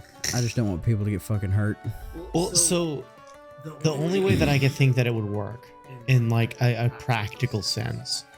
So let's say we have like the perfect scenario. The guy is got good internet. Both of them have good internet. Now keep in mind, that is a given, because what I'm trying to say, like the situation that I'm putting out there, the thing that is getting televised, the thing that people are watching, are these trained fighters, which number one, they're already used to the fighting, but it's these trained fighters who are in these studios, right? Where obviously there would be good internet, there would be good bandwidth. Like, that is a given. Yes. Well, what I'm thinking of, like the perfect scenario, mix the two into one, the two ideas that you presented into one. So you were talking about like they operate some kind of machine, a robot, right? The perfect way to have this go, like the number one way. The robots fight. No. Oh. The robot fights you. That's what I was meaning. Oh. Because you would be in a room by yourself, but there'd be an android who is synced up to the guy who is across the country from you. It measures the same amount. It's able to calculate the velocity, mass, and the speed in which someone punches whenever they give the input to output the correct strength, power, and the technique that that person is to a T. No errors whatsoever. Now, something like this could exist. It could exist easily, right? And you, being who you are, you could easily even put wrestling into it. So let's say you knock someone into an octagon, right? You rock and sock and bop them, you slapping the shit out of them, you see an opening. Hop up onto them, yank their arm, pull them into an armbar. But obviously in a VR setting, you can't do that because you're holding on to nothing, so you just have your arm to your chest. But if you were to able to grab onto, say, a physical being that has to measure the strength of this individual who is your opponent, and has to accurately represent that strength. Let's say you get him into an armbar.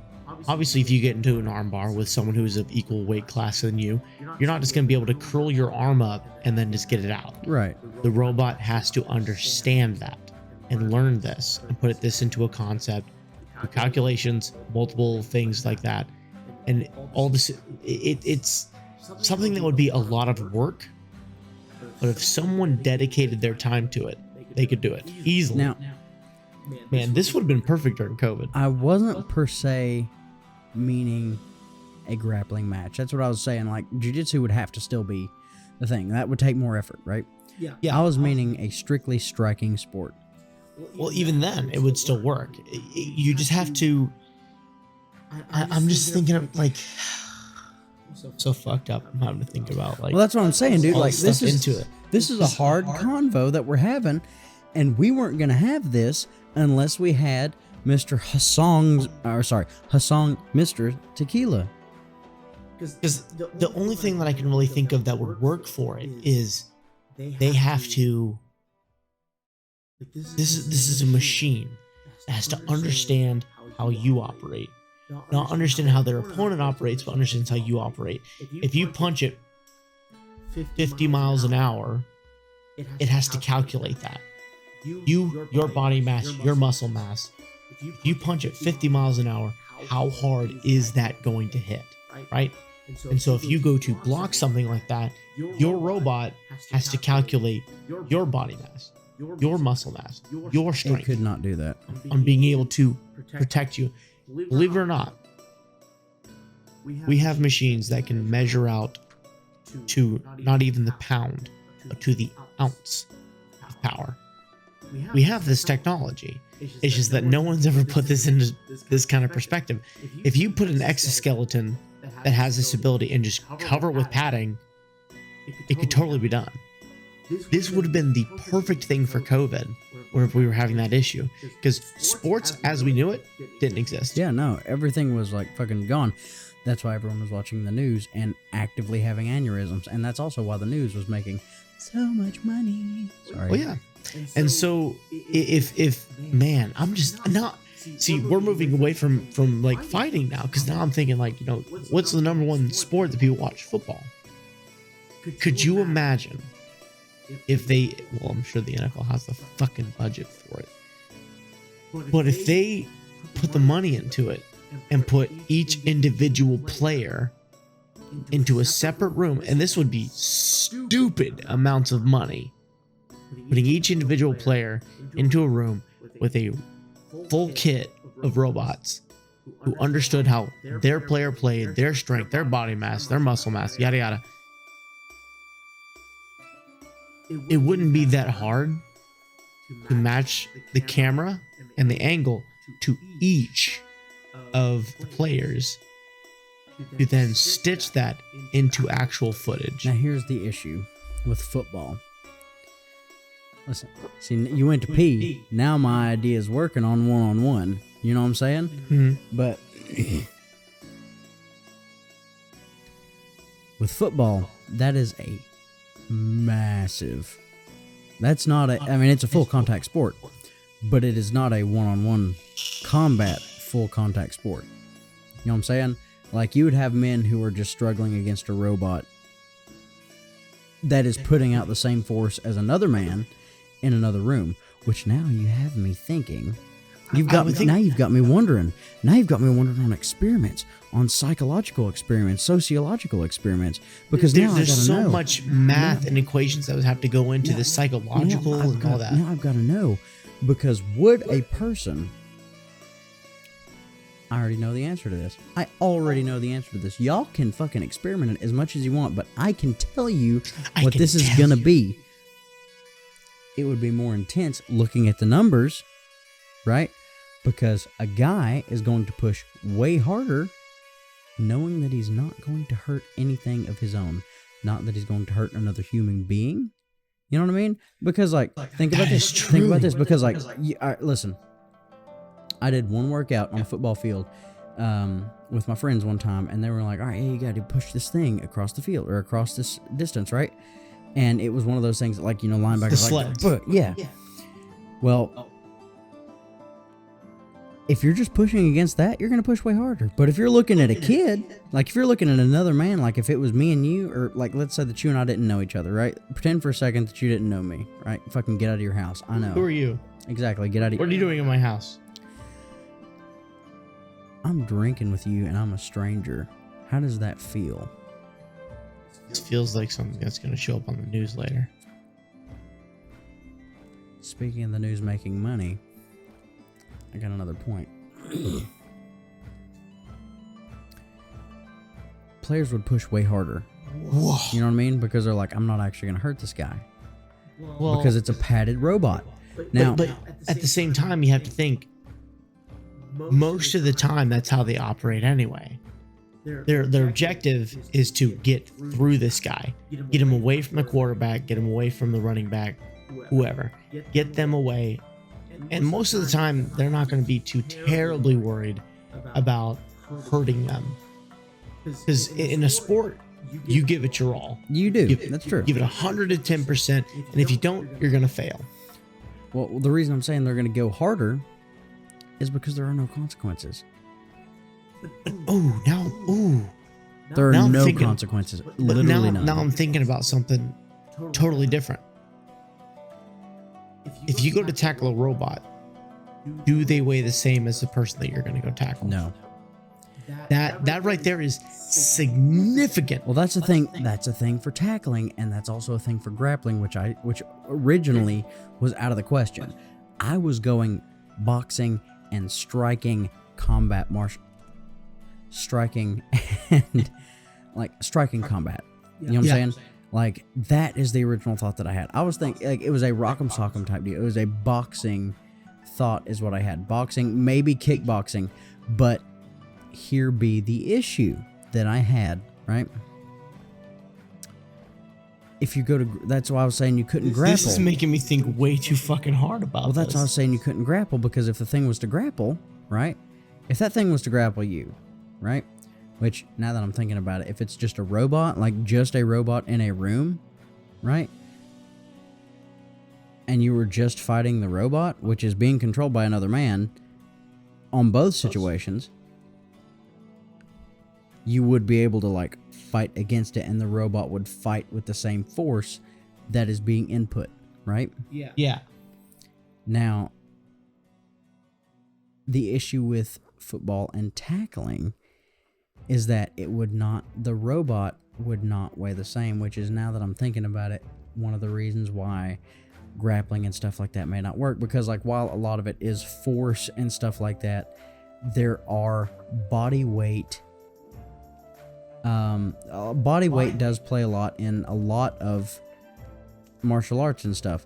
Now, but the reason I was saying for grappling is because a robot, doesn't matter what the robot weighs, if it is calibrated and contains the equipment for it, it can put out whatever force, right? I'm thinking this. Let's say that NFL had a bottomless pool of money. They basically do. Yeah, they do. They would probably be able to match for the pound each individual player. But you're not going to be like... There's ways to cheat that, though. Man, holy fuck, this is going to get into a crazy system. So, let's say you weigh 196 pounds. Whatever you qualify, right? Yeah. And so they set you up with a robot that weighs 196 pounds before game day. Now, let's say you chuck on a couple of pounds, right? Let's say you chuck on a couple of pounds. Guy comes and tackles you with no effort because your robot weighs 196 pounds, but you weigh 230 all of a sudden, right? That's a problem. But then let's think of the opposite, right? Let's say you qualified at 230, but then last minute you weigh 200, 190 even. Almost impossible to do if they ran it like as they should. But if it happened, that means that you weigh way less than what you should have weighed, and you are just fucking destroying the competition because of the inaccuracies. There's so many holy fuck. First off, I'm drunk as fuck.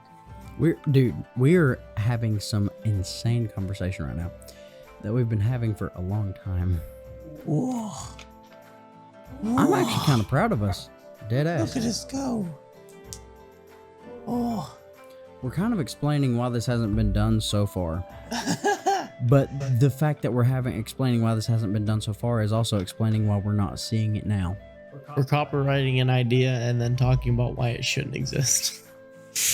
We are the meme busters. How drunk are you? Yes. How drunk are you? Yes. No, like the reason I'm saying... Like, I'm not falling over myself, but like...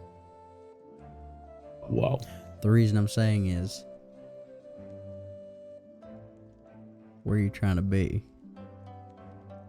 I don't even know. Do you want to go to that next level? Like, because I think what I just mixed is going to send us to the peak. Not only to the peak, but like to the standing on one foot at the top of Mount Everest. Standing on one foot on Mount Everest. Crane style from Karate Kid. You know what I'm saying? Do you want to embark on this journey with me? Because I have this idea. Okay. We reach that point because obviously when you're drunk, you're honest. Obviously. Okay. When you're drunk, you're honest. Yes. We can also settle this, which is a once and for all between us and all of you, if you so choose to listen to our advice. Which is better, Crush or Fanta? Now, Because I can mix you a drink like I just have. I was gonna say we can't base that off of this. Well, the reason I'm saying is because we will be experiencing this while we are inebriated. Yes, we are inebriated, and our tongues have been pickled by the tequila. Yes, but our taste buds will be experiencing Crush and Fanta. Well, but see that's what I'm saying though, is like you can't base it off of this. We would have to do like a taste test of this. Now, in my personal experience, no, you don't. Hold me. I'm not trying to interrupt you, and I know this is very rude. But we finish the drink. We will have some Crush and Fanta left independently, and then we. Now let's make our previous predictions. We're gonna say it at the same time. Okay.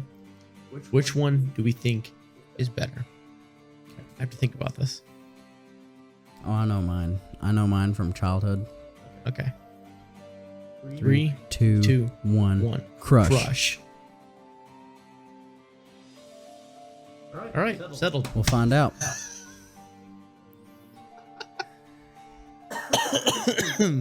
Settled. Say less, as the kids say. Dead ass, I'm not even playing with you.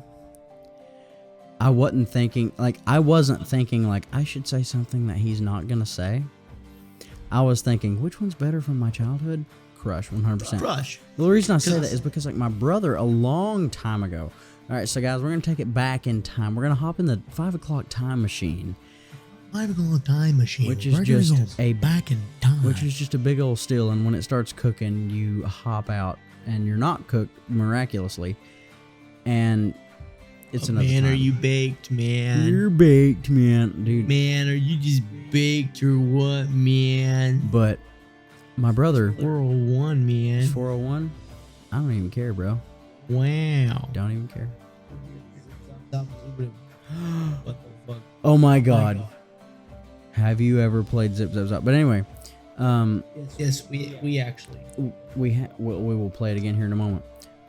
With 2 people. Yes. Zip Zap Zop. Yeah, exactly. We're drunk. Do you know how quick it will take us to slip? That's fair. Now, see, this is the point where we've reached where literally at any point in time he could give me an idea and it just sounds like a great fucking idea. It's because all of my ideas are great ideas, except for the bad ones, which there are none. But that's not true. I did have an idea for a car that ran off of your own shit, and I also had an idea for a restaurant called the Mastication Station. What? Hold on. So my brother used to, whenever we would get sodas as a child, I grew up in a divorced home there for a bit. My brother would drink Crushes rather than Fantas. Same. Exactly. I think this is why we're such great friends. I think that we're such great friends because we were raised in different households, but we were raised the same. Because like, so think of it this way. My family was, my mother was born and raised in California. Right? So my grandmother was born, I don't know where she was born, but she was raised in Indiana, California. So she didn't, wow. I can't anymore. Oh man. Oh, so you've reached the point. I've reached beyond the point. Oh. Then I won't mix you the drink, but I am going to drink mine. You can drink. I didn't have anything to eat, I'm not going to lie, but holy shit. I'm so excited because it's rare that I meet you at this point. You are reaching me at, I have to pee again. You're reaching me at this point. Holy fuck. Whoa. I rarely get to this point where I'm just zonked, man. Wow. Holy fuck. I rarely get to this point. Hey, before you pee, if you can manage it, you should finish that drink. I do need to finish the drink. Wow. So I won't mix you another one. I'm gonna pass the fuck out tonight. Wow. Which is upsetting because I was talking about so I was talking about the time whenever I shave my head, right? I bought a cranberry wine whenever I was dealing with that whole thing. Down that whole thing, down the whole bottle. No, I got like a buzz off of that. It's kind of upsetting, you know. Oh. Whoa. Are you sure you want to drink that? I'm gonna finish it because I'm a big boy. Grilling that ass. I'm a big boy. I'm a big boy. Goku, I'm a big boy. Krillin gets own count 17. Like I shouldn't finish this. Then don't. Then don't. I feel like I shouldn't, but there's that much left. I do not want you to throw up. That much left. I don't want you to throw up because this could ruin Fanta or Crush or tequila again for you. We make a mistake. We learn from our mistakes, and we become better because of it. And then, like you, we overcome the hate for whatever drink that was being provided over time with therapy. This is our fucking therapy. The therapy is just sucking it up, not being a bitch. This is not therapy. This is therapy. This is what we do. We suck it up and don't be a bitch. This is not therapy. Well, I gotta say that because I don't want anybody to watch this to be like, oh, well, I'm pretty sure that people know by now that we do this for fun. This is not an actual form of therapy. If you need some sort of psychological help, seek a professional. Don't seek the drink. It doesn't help. It numbs the pain. Don't make it go away. Just like in 8 Crazy Nights. This shit don't numb the pain. Wait, this shit just numb the pain. It don't make it go away. Did you just start singing to me? Yes, I did. I serenaded. Holy fuck. Yes. That's actually a good movie, by the way. I don't know if you've ever seen 8 Crazy Nights. So it's an animated film with Adam Sandler. It's actually one of my favorite Christmas films because, well, technically it's not a Christmas film. It's a Hanukkah film, but Christmas season film. It's actually really good. Come on, Derek. That's good to know. Golly. Oh my God. I'm gonna go pee. Let's see, you've had 5 shots now? I have had 7, 6, no, brain function. 2 of those full. 2 of those full. And then 1 shot. And then 1 shot. 5, yes. I'm gonna go pee. Oh my God, I will have had 7 shots by the end of this drink. This is a milestone for me, man. You don't usually have this much. No, I do not. Nah, there's no mistakes. Only learning opportunities. For peeing in a toilet. See, y'all, that reminds me about this one time. Story time with Alex. So, I have a hard time peeing when people can hear me. Because I don't know if y'all know what I'm talking about, but every now and then, like, I can't pee in a urinal in public places. Okay.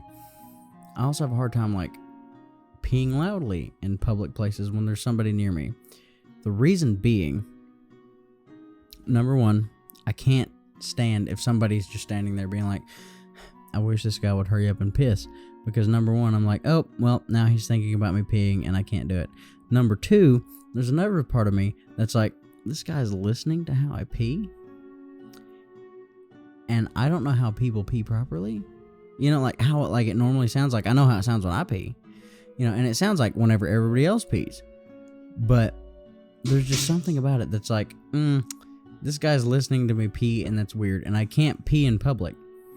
You know what I mean? Unless it's around somebody that I'm like really comfortable with.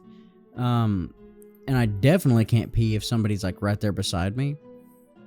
Because it's like, no, I just can't do it.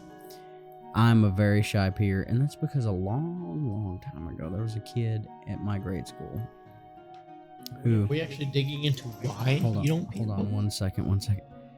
A long time ago in grade school, yes, we are digging into that. I was, and at the school, there was a line at the urinal, right? I'm fully entranced in And this I conversation. went to pee. I was in like first grade, and I whipped out my penis, my schmeckle. I went to pee. This kid leans to my ear while I'm trying to pee and goes, I see your thing.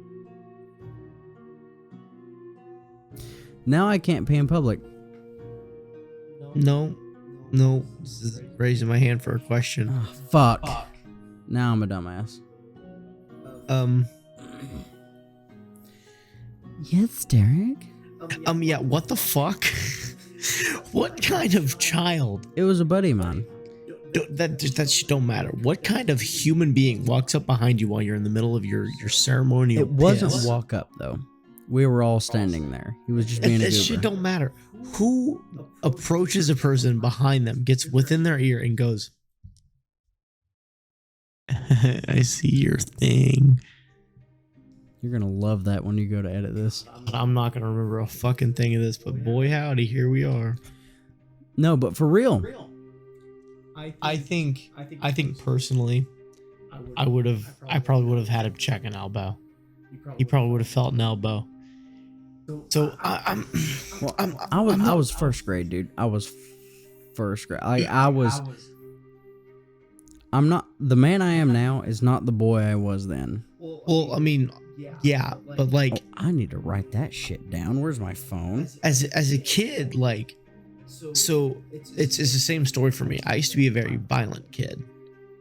I was a very mean kid. Like I won't say that like I was like the school bully, because I was still bullied, but I still wasn't very nice to certain people. Granted, I would say that they were deserving of it. Now, most people would say that, that's kind of messed up to say, but that's how I felt, right? Like, these were people who were really rude individuals who I felt the need to correct the actions of. But it was still uncalled for. I've learned from it. I'm not the same person I used to be. I've changed. Big whoop. Raid for me. But whoa. But the thing is, like, if someone, I think even now, if someone were to come up to me and be like, hey, I see your thing, I think they would still catch an elbow. For sure. Yes, 100%. Now, if I were to pee at a urinal, which I don't now, if anyone's in there, if somebody were to just materialize behind me and be like, I see your penis, I would rip the head off of their neck. You know what I'm saying? Like, I would send a message to their ancestors while also sending a message to posterity. Like, I would deck them so hard in the face. Like, I would mash their nose so far. I would mash their nose so far in the back of their head that they would look like they had a reverse Adam's apple. Do you hear what I'm saying to you right now, Derek?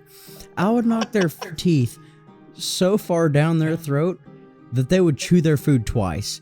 Do you understand what I'm saying to you? I have like this big thing. I don't care what you do with your personal life, but don't involve me in it. If you want to look at a dude's penis in your free time, hey, Google exists for a reason. But please don't look at mine. Like, I'm already self-conscious about it as is. Look at the guy behind me when you're peeing. Like, hang out for a second, wait for him to start peeing, then glance over. Yeah, you know what I'm saying? Case the joint before you rob the place. Just don't look at mine. I'm already self-conscious about it, okay?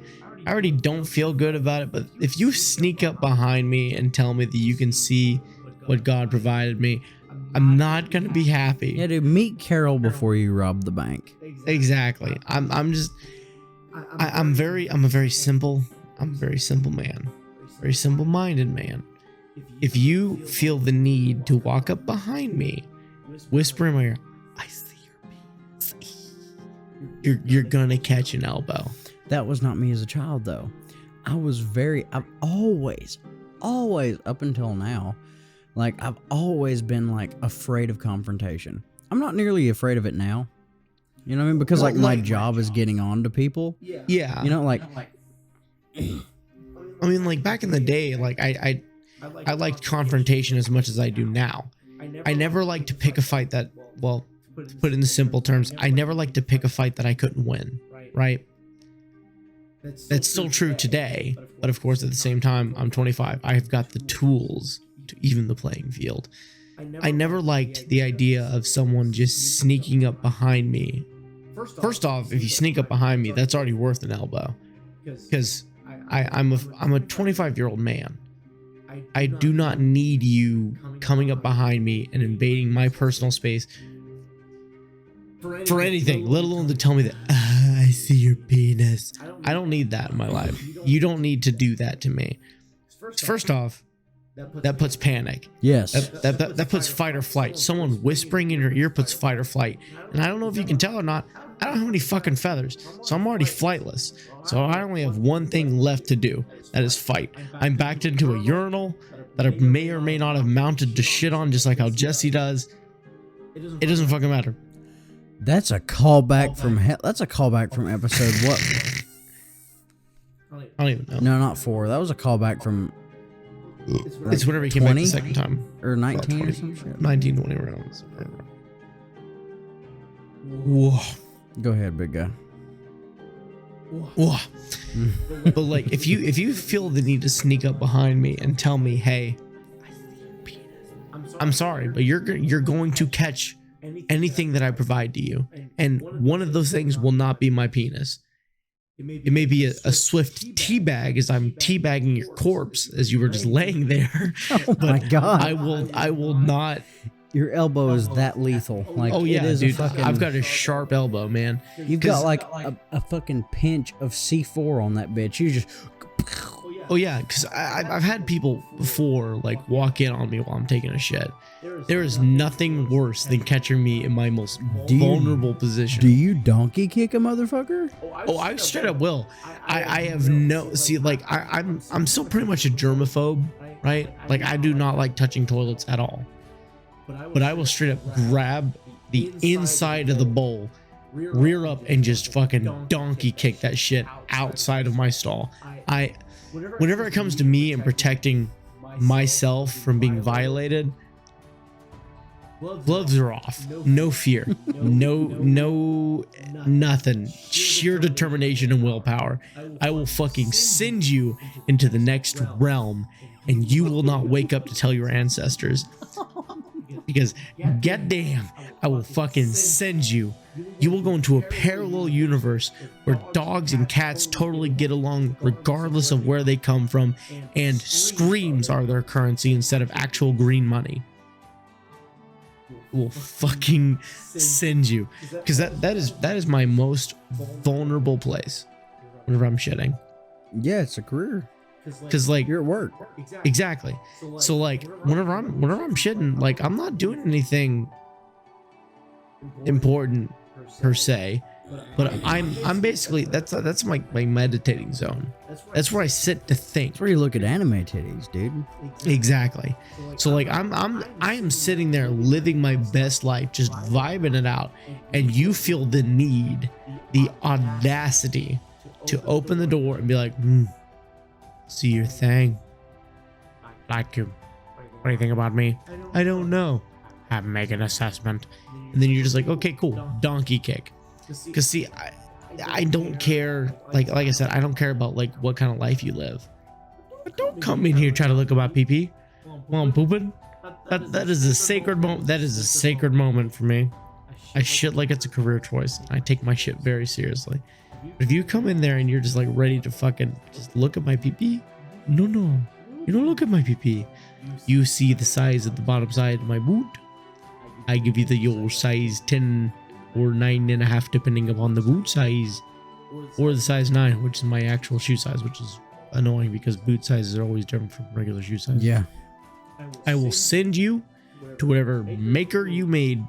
Whoever made you back in the day before you were brought upon this earth, I will send you to them express. Call me the USP man, USPS, or even call me Amazon, because I will send you there next day shipping. No cost to you, except for your life. Jesus Christ. It's mainly because like I said, I have no problems with people on how they live their life and what they want to do with their free time. I've got no problem. I will openly say that I just do not like I don't like being stared at in general whenever I'm using the bathroom. That is my most vulnerable position. I don't like it. Men, women, doesn't matter. Even if it's a kid, I will fucking curb stomp him. I don't give a shit. Joking, of course. But like, if I'm in my most vulnerable position, do not interfere with my investigation. Okay? Just don't. So, I've gone. So I actually enjoy and frequent different kinds of bars. We've talked about this. One of those is actually a gay bar. I enjoy actually going to gay bars. First off, I get free drinks. Second off, drag shows. Love drag shows. One of my favorite things. Have you ever been to one of those? No. You should totally go and check out the one that I went to. So one of our coworkers, whenever I worked at where you work, actually took me to a drag show. Best experience I've ever had.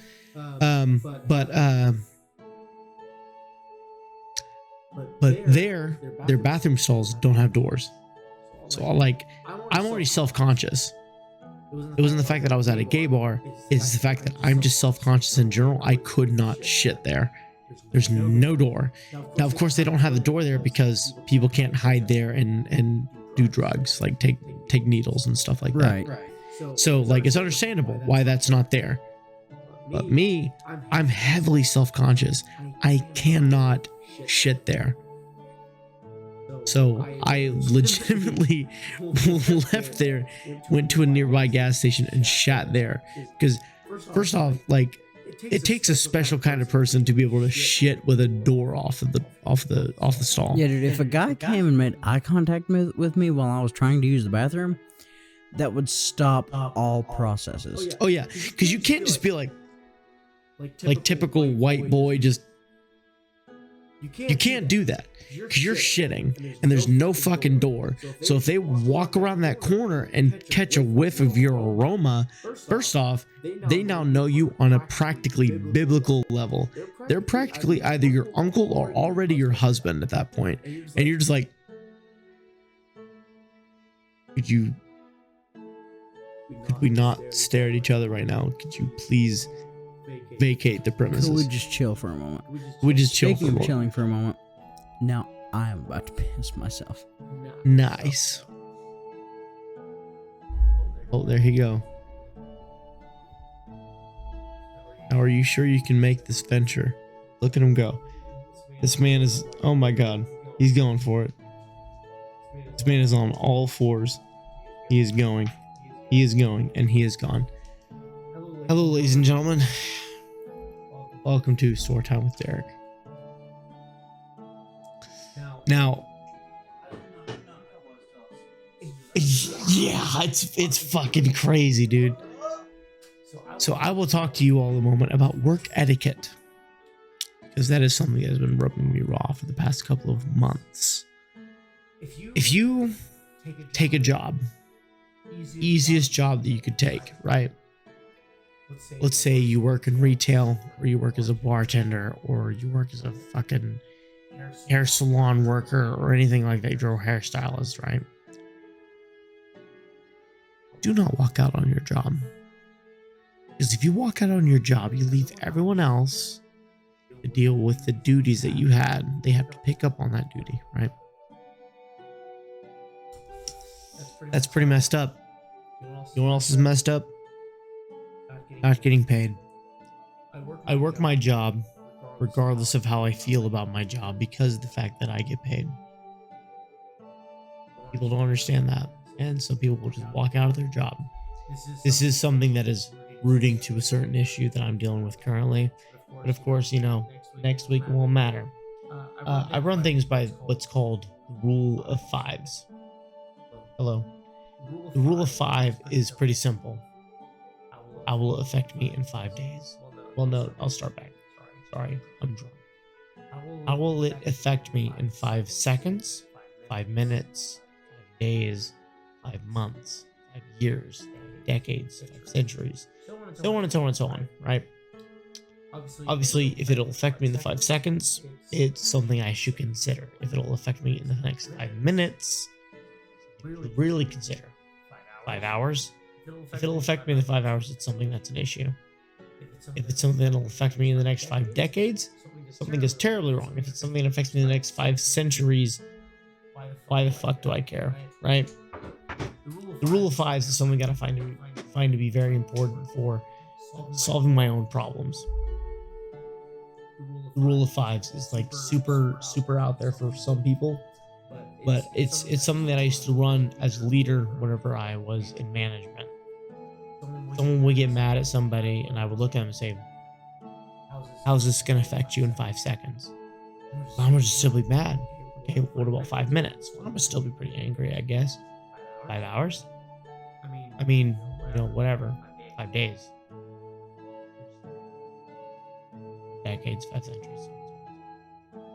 Because, in 5 centuries, you're not even going to exist anymore. So technically, it's not really a problem you should be worried about. Am I right or am I right? Woo! 5 centuries? You're not even going to know, bro. You will not even be cognizant. You will no longer exist. Well, if you were to look at something in 5 centuries, then nothing matters. Okay, so 5 centuries, nothing matters. I understand, like, 5 seconds, I'm gonna be mad. 5 minutes, sit down, stew for a minute. If it still makes you mad, then it's probably a problem.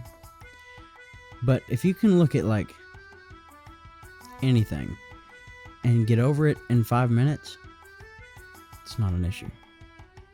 Well, that's the reason why the rule of fives is so important. So, like, if it'll affect you in 5 seconds, like, that's normal.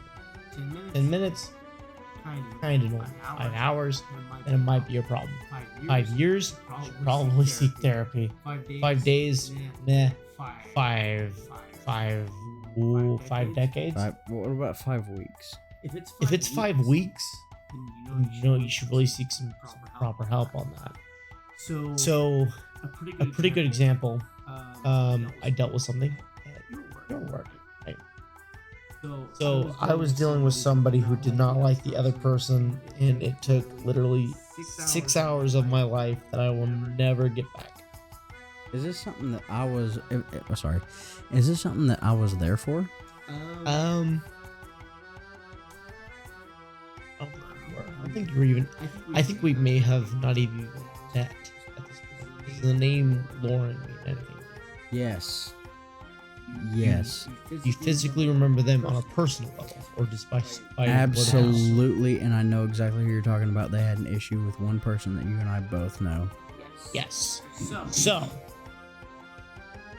6 hours of my life gone.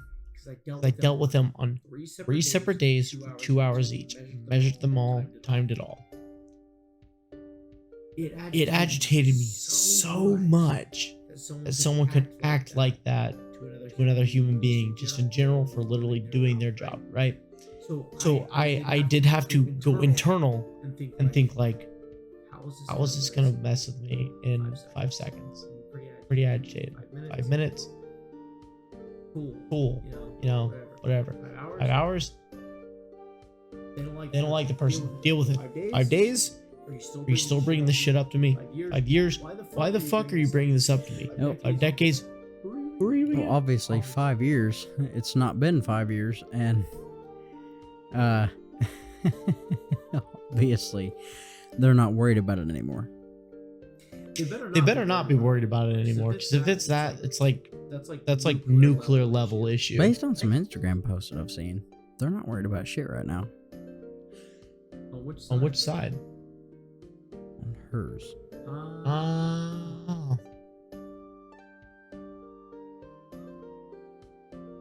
I actually love her to death. Really? She and I never had any serious talks, but even if we were to have a serious talk, I feel like she and I could agree to disagree. But that's just the way that I am. I have a lot of those talks with a lot of people who couldn't do that. You know what I mean? when it comes to like sensitive topics, right? I've talked with people who post shit like, I don't want nothing to do with you if you think this is the way that the world works. You know what I mean? And like, I'm like, hey, you know, and I'll talk with that person about it, and I'm like, listen, I care about you. You know what I mean? It's like, I care about you a lot.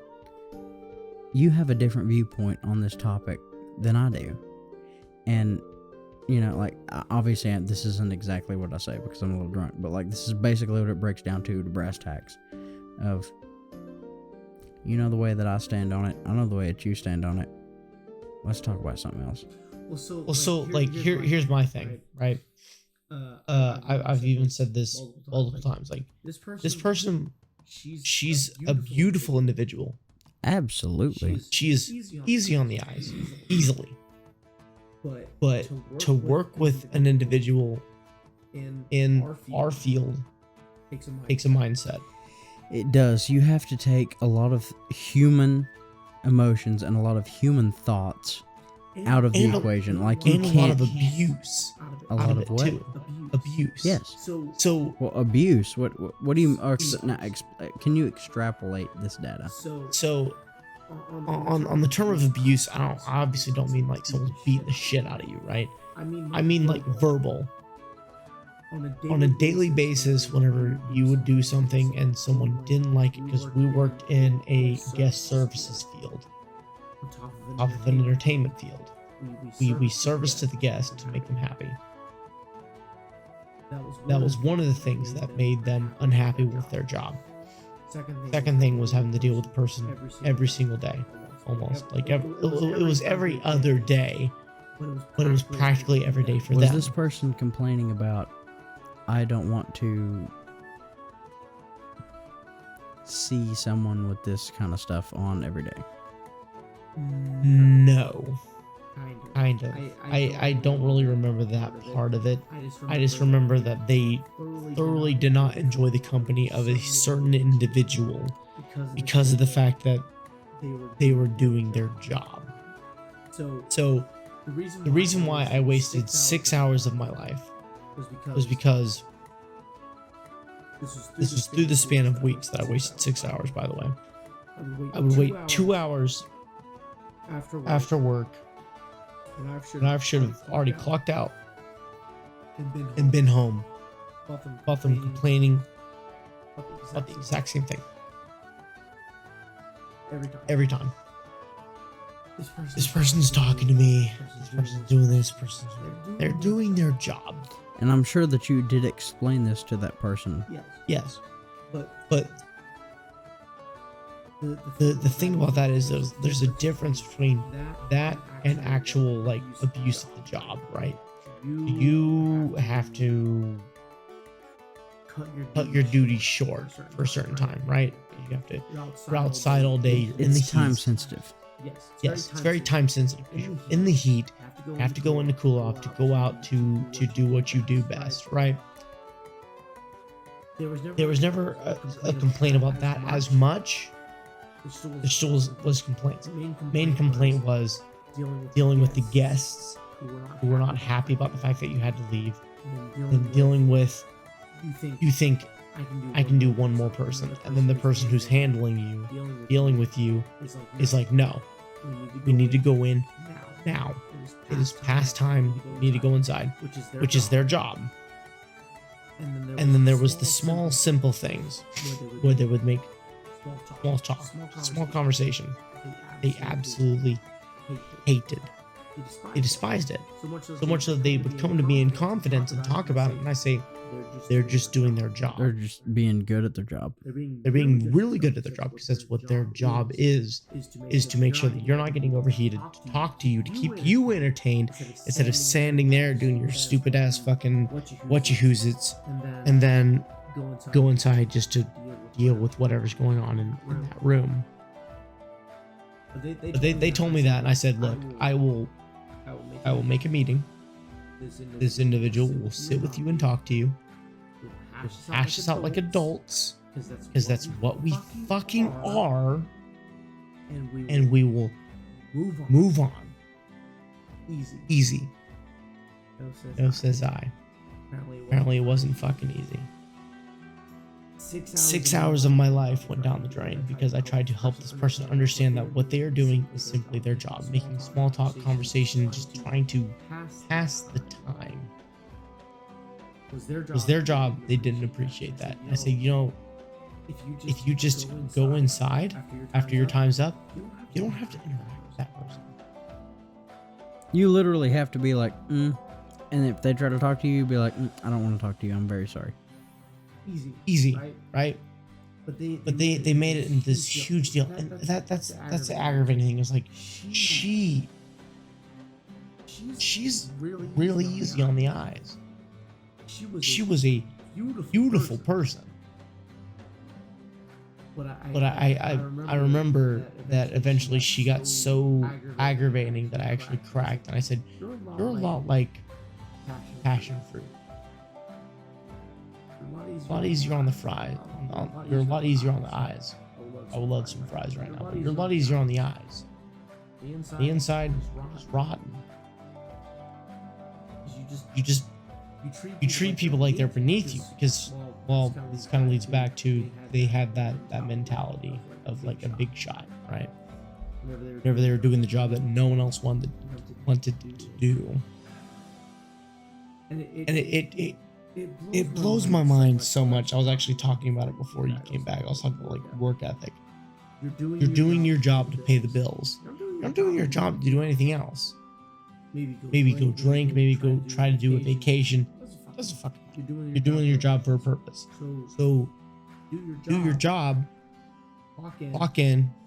Shut up. Clock out. How hard is that? Not that hard. Not, obviously. I'm still doing it. I do it all the fucking time. Now, granted, my job now, I will bitch on occasion. And I bitch too. I do bitch every now and then. But I gotta be straight with you. I fucking love my job. Well, that's me too. Like, I thoroughly love my job when everything goes according to plan. This is saying something when you're 5 shots in. If you can say, I love my job. When my manager finds this podcast, I'm just like, wow. I also loved doing your job. I know you did. Your job was my passion job. I thought that I was going to retire from doing this job that I'm doing. Yeah. Because I thoroughly enjoy doing it, and I still love it to this day because it's one of my favorite jobs that I've ever had. And one of the best leadership that I've ever had. Absolutely. Believe it or not, speaking from experience. Well, I can believe it because we're in the same field.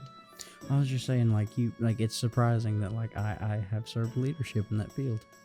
Yeah. And like, just being leadership and being taught on how to be a person in that field was amazing. Like, that information was invaluable to me.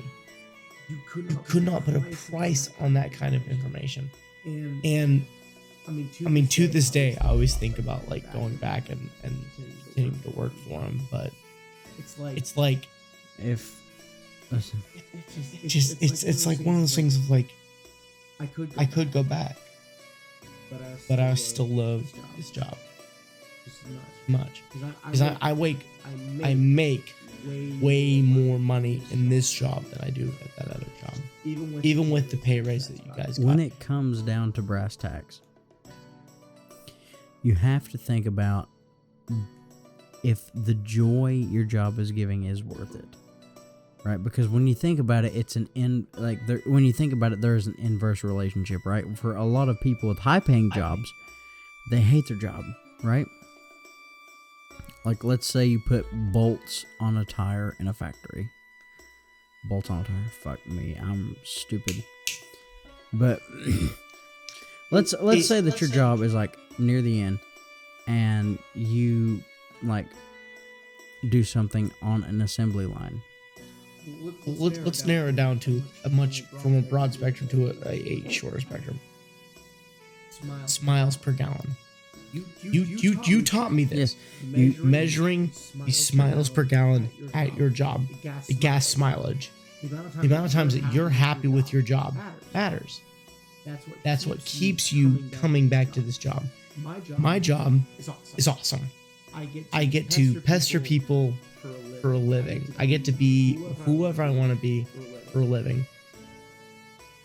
The great thing about that is that not only do I get to do that, but I get paid a very good amount of money.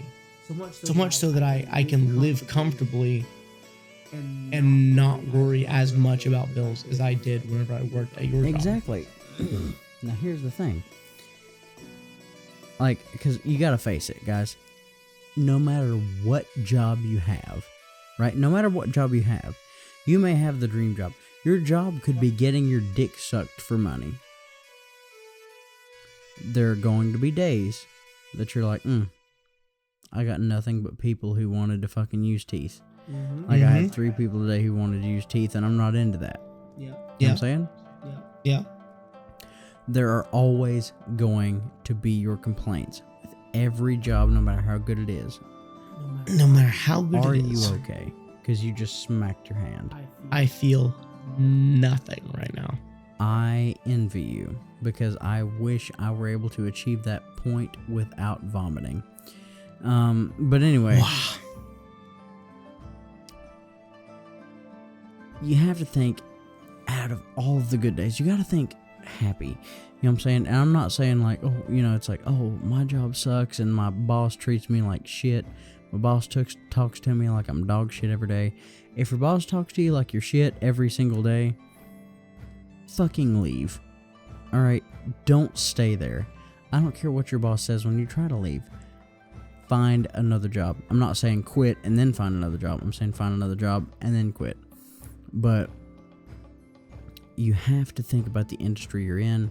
You have to think about what you want to do with your life. What will make you happy. What you can come home to. And like what you can sit down when you get home, right? Like, think about it, Derek.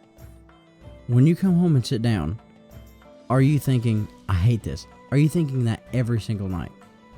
So I actually discovered something in my sleep schedule has been like screwed lately because I had COVID again. And I binge watched Stranger Things, and it just screwed my sleep schedule. You and I will talk about this after the podcast. So I have been, I've been staying up to like 4 or later. So I actually looked at something called the locust rule, which helped me tremendously. So, trying to make myself to where I don't move as much. I do apologize.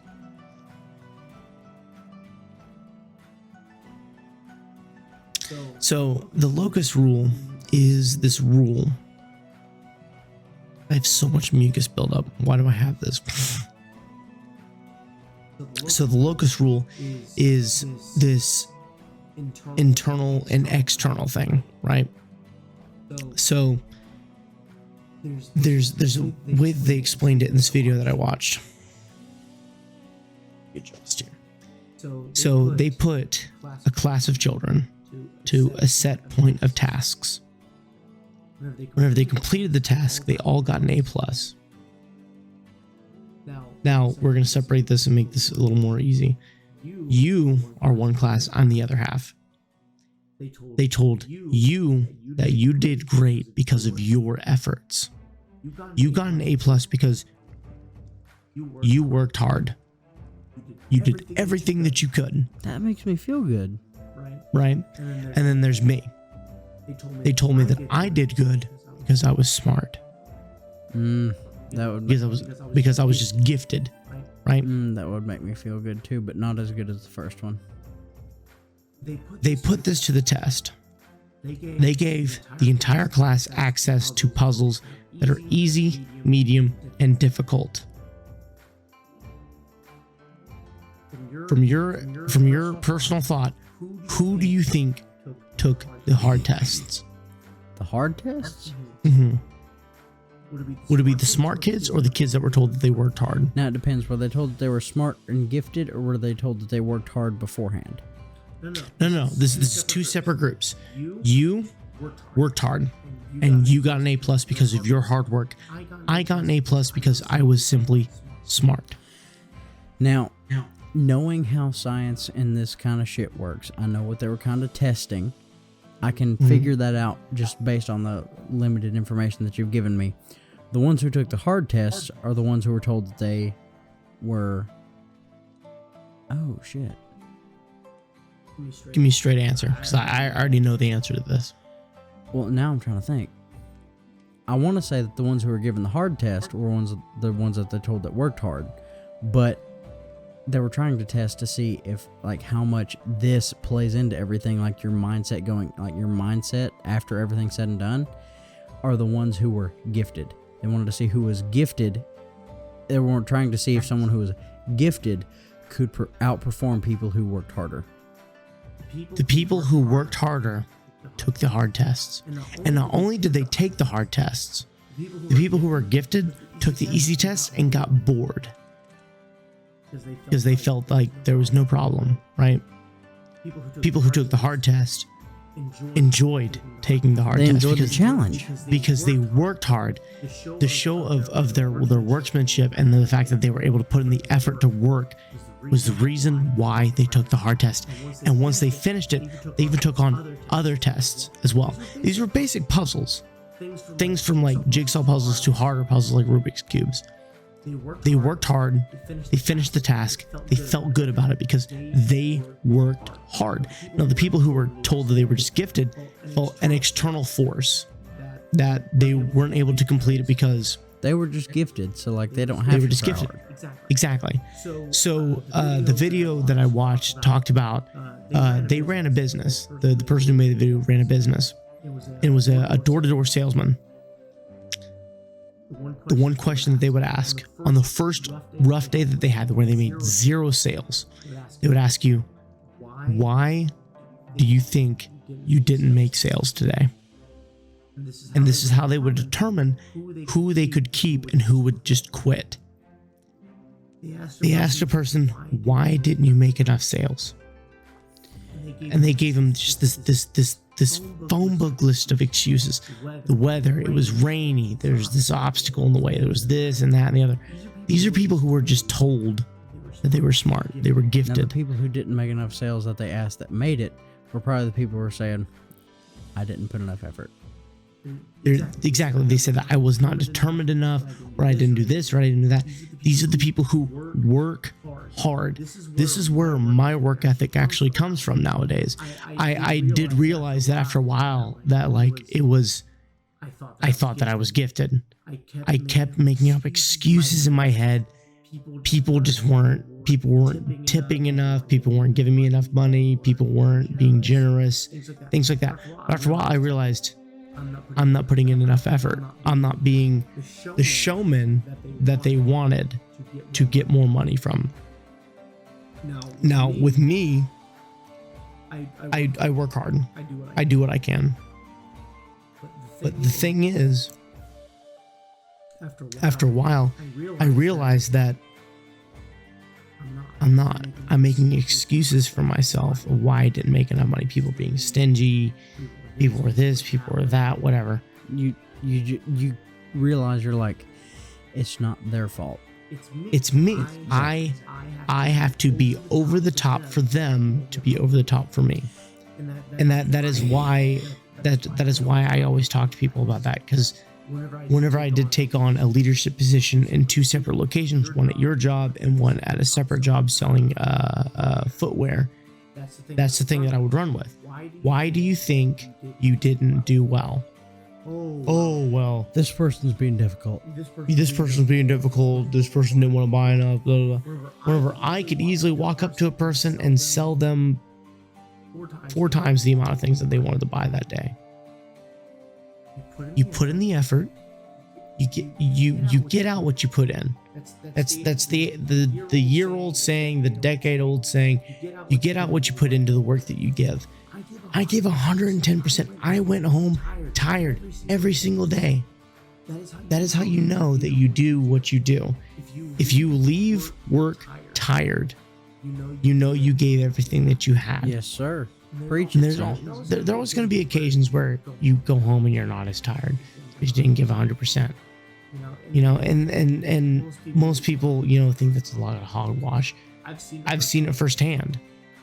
There's people who will blame the sales on people not wanting to buy, and then there's people who will blame the sales on, well, I just didn't ask enough people. Even on a busy day, they're like, I just didn't reach enough people to buy something. And it's like that right there is the mentality to have. It's not blaming you. It's saying you could have done more for yourself and for the others. You're not saying poor me, I didn't do my job. It's saying, damn it, I gotta do my job harder to make it. And in a capitalist world that we live in, like that is like the work motive to have. Even in any other kind of business concept, it's the go-getters that get the bread. It's the people who put forth the effort and actually dig in, grit their teeth, and try. Which is because you never get anything just handed to you. That's not the way the world works. So I've always noticed that people who put in the time, put in the effort, and actually work are the people who make it home and can buy a fucking full spread of food. Which is why we're going to go and get this bar where you can play games for your drinks. I will be writing this down into an idea. I'm sure this kind of bar idea already exists, but not here. Somewhere, but not here. And it wouldn't make it here. And boy, would it make it. All right, so I gotta pee. Before you pee, and go pee. I'll go pee real quick. Oh shit. Now, guys, I'm gonna tell you, it is all about your mentality. I know that Derek did go on oh, you're about to pee your pants.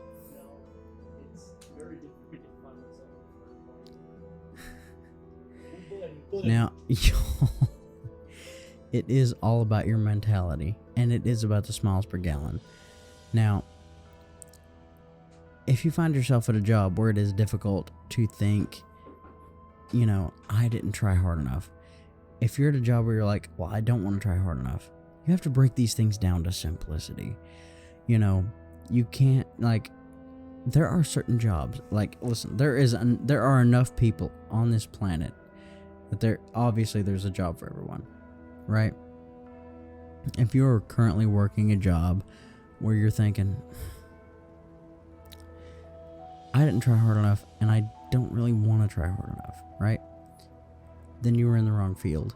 Because with the world that we have, there is opportunities galore, okay? You have your opportunity. Find a job that you can find enjoyment in. When you find enjoyment in your job, that's when you think, I didn't do that good today because I didn't try hard enough. When you find that inner drive, that fire just to burn brighter, for you to try harder and to just push farther for you to do better the following day. Because you're not always going to do that. You're not always going to do good every day. Nobody does the absolute best every single day. I'm not saying that you don't try every day, because everybody tries every day. But there are always days where you're like, I didn't try as hard as I should have. And if it's the job that you want and the job that's for you, then you will think, I will try harder tomorrow. But if it's the job that you're like, I didn't try that hard today, and to be frank with you, I don't really want to try tomorrow, then that's not the job for you. Find your pleasure. Find your happiness. It is waiting for you. It is not hopeless. The world is not over. The world is your oyster. I don't even know where that saying came from.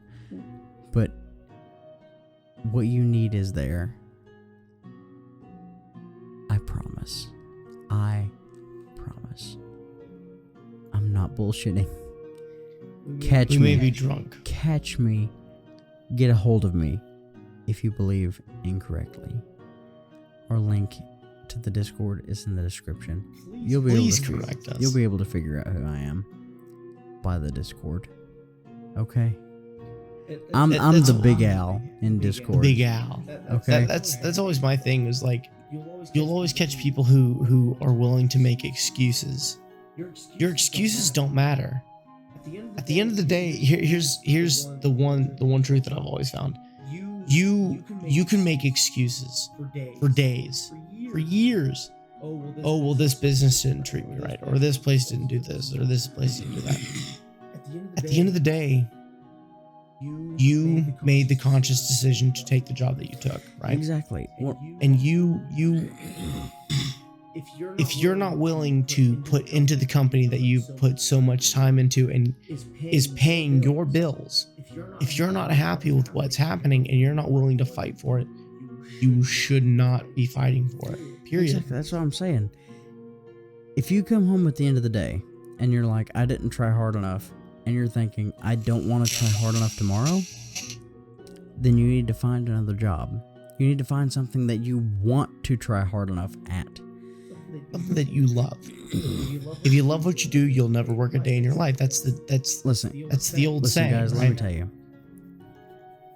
The job whenever I was a kid that I always thought of, that was like, that's the job I want to do. It's playing, singing, entertainment. Something that you love to do. Everyone has different passions. And y'all know this. You have a different passion than I do. You may be like, I hate talking to people. There's a job for you. There's something that you can do that you will love. You know what I mean? It is there with as widespread and mainstream as everything is today. You can find what you need. And if you can't, we'll talk about it in the Discord. If you can't, you're not searching hard enough. I promise. Get in the Discord, be like, hey, I don't know what you're saying. I think what you're saying is a crock of shit. We'll talk about it. Okay? Especially when I'm sober. When I'm sober, listen, I'll talk your ear off. I will listen to you for days. I will let you talk for days. I will listen. Honest to God. Open ears. I want to know.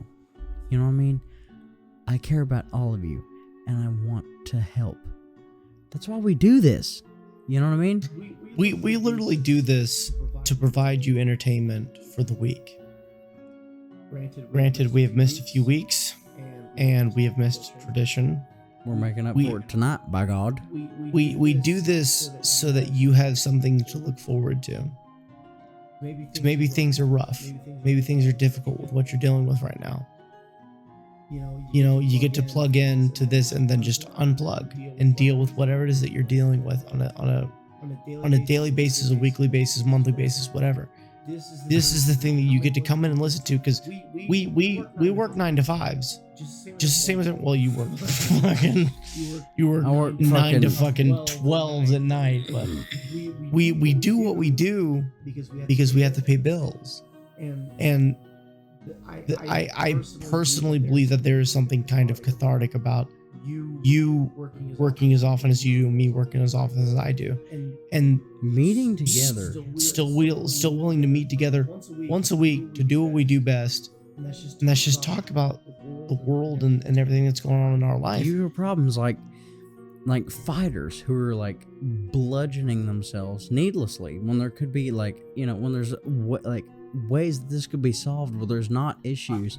Which, what I was saying earlier about people making money, I think one of the reasons why this shit hasn't been put into so as hard is because you want to know who makes money whenever it's, oh, this fighter has, committed atrocities and everyone needs to know about it. It's the news. Because they get to tell the story about so-and-so who fights for a living and they've caused problems. Because people buy that shit. Everyone shits. And they pay their money for that article. Because that article gets ratings and they get funded. But anyway. What you're saying is, what we need to do is open a bar and a news station at the same time. That, and I'm saying that the news is in control of every fucking thing. But anyway, now that I think that we've calmed down a little bit, I think it's time for us to get close to closing the show out. But beforehand, I think we need to answer the age-old question, which is better, Crush or Fanta? You and I both have our preconceived notions. We both think that Crush is better. Fanta. You think Fanta's better? No, you said Fanta. So let's do the sample test. All right, we're gonna taste Crush first. Taste Crush first. Second one's free.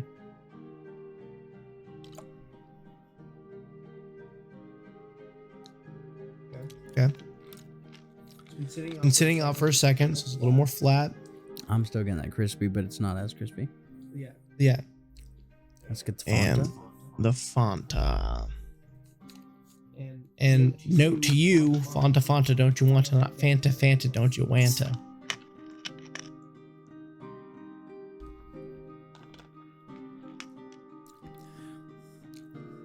That is tangier.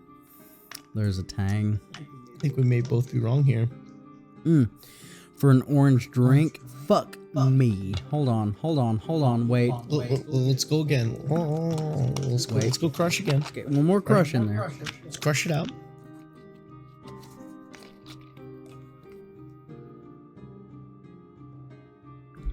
No, that tastes bland. Kind of. It's sweeter. Flavor. It's sweeter. It's flat flavor. There's for more me. sugar. I feel. Hold on. Wait. I'm incorrect. I think we may both be wrong here. I believe we may have both just eaten our words.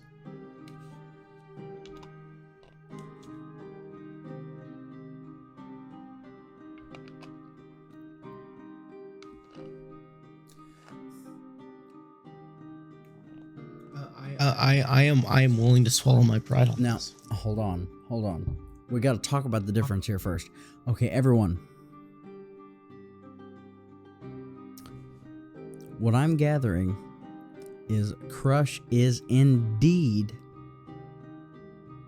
not as tangy as Fanta. I would say that it's not as flavorful because these have both been sitting out for the same amount of time. They have Crush has been open about 30 minutes longer, but that still doesn't excuse it. Because 30 minutes is 30 minutes. that's but true. Like, it's not as poppin' as Fanta. Because at the same time, we both left them to their own devices while they were still in the bag before we even started the podcast. And let's not even talk about when they were bottled. Jesus Christ. So I'm willing to swallow my pride. I think we both fucked up. Honestly, I'm gonna have to agree with you here. Jesus Christ, dude! Like I gotta push Fanta forward, man. I gotta put Fanta forward, like, dude. I think we made a goof. Here's the thing. That little gaff. Well, Crush, I can understand why it was a favorite when we were a child. Because Crush was sweeter. But the thing is, Crush was sweeter on the beginning. On the first little click in the tongue. Most of the time you finished it before it was done. Exactly. But Fanta, when you get a little bit of Fanta in your mouth, you get that citrus, that orange. But here's the crazy thing. Fanta has a gram more sugar than Crush. Now here's the thing. There's the other chemicals that go involved. I would say more citric acid, but that's just me. Fanta has more of an orange taste itself. Both 270 calories. Zero fat. This is more sodium.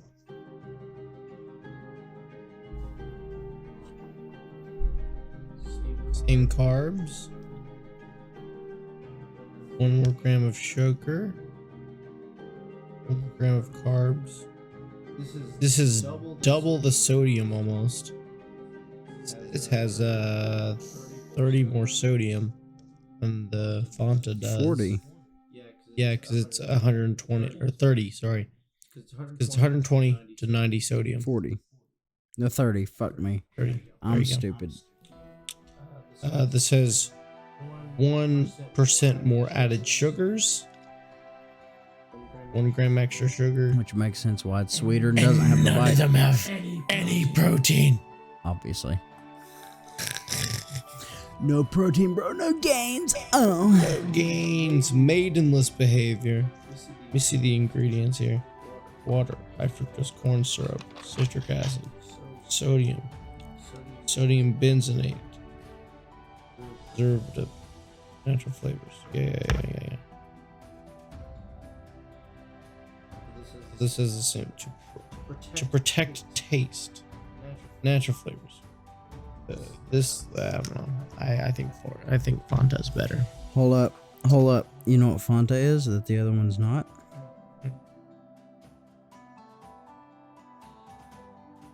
Fanta is caffeine free. You know why I think we thought Crush was better in the beginning? Because it gave us that sugar rush whenever we were kids. It has more sugar. It also has caffeine. It gives it that little caffeine rush. But Fanta has such little caffeine that it is allowed via the FDA to be caffeine free.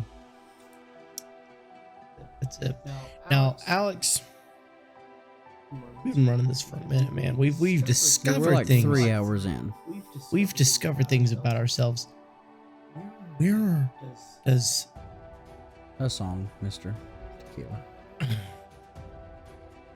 Where does the songs Mr. Tequila sit for you? Now, I want to say it's probably Mr. Hussong, but I don't know. Where does it lie for me? On the clock. On the There's a clock. lot. Gosh darn. I gotta say, based on that first, I gotta give it a solid. I gotta give it a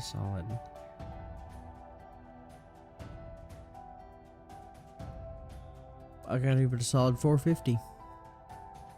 Now, the reason I'm giving it a 450 and not a 5 o'clock is because that burn, while it was like enjoyable, it's still, I don't want to shoot this shit. I did not drink this straight at any point on this podcast other than the first one's free. Yeah. But the flavor, oh my god. And the flavor, not only by itself, but the flavor while it was mixed with other drinks was so phenomenal that it was great. A 5 o'clock has to be something that I can drink by itself. Like that I would sip by itself. I would sip this by itself. Or something so enjoyable whenever you mix it that you could continue to drink it.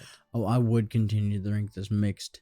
I would drink another one of these mixed if it wouldn't make me throw up.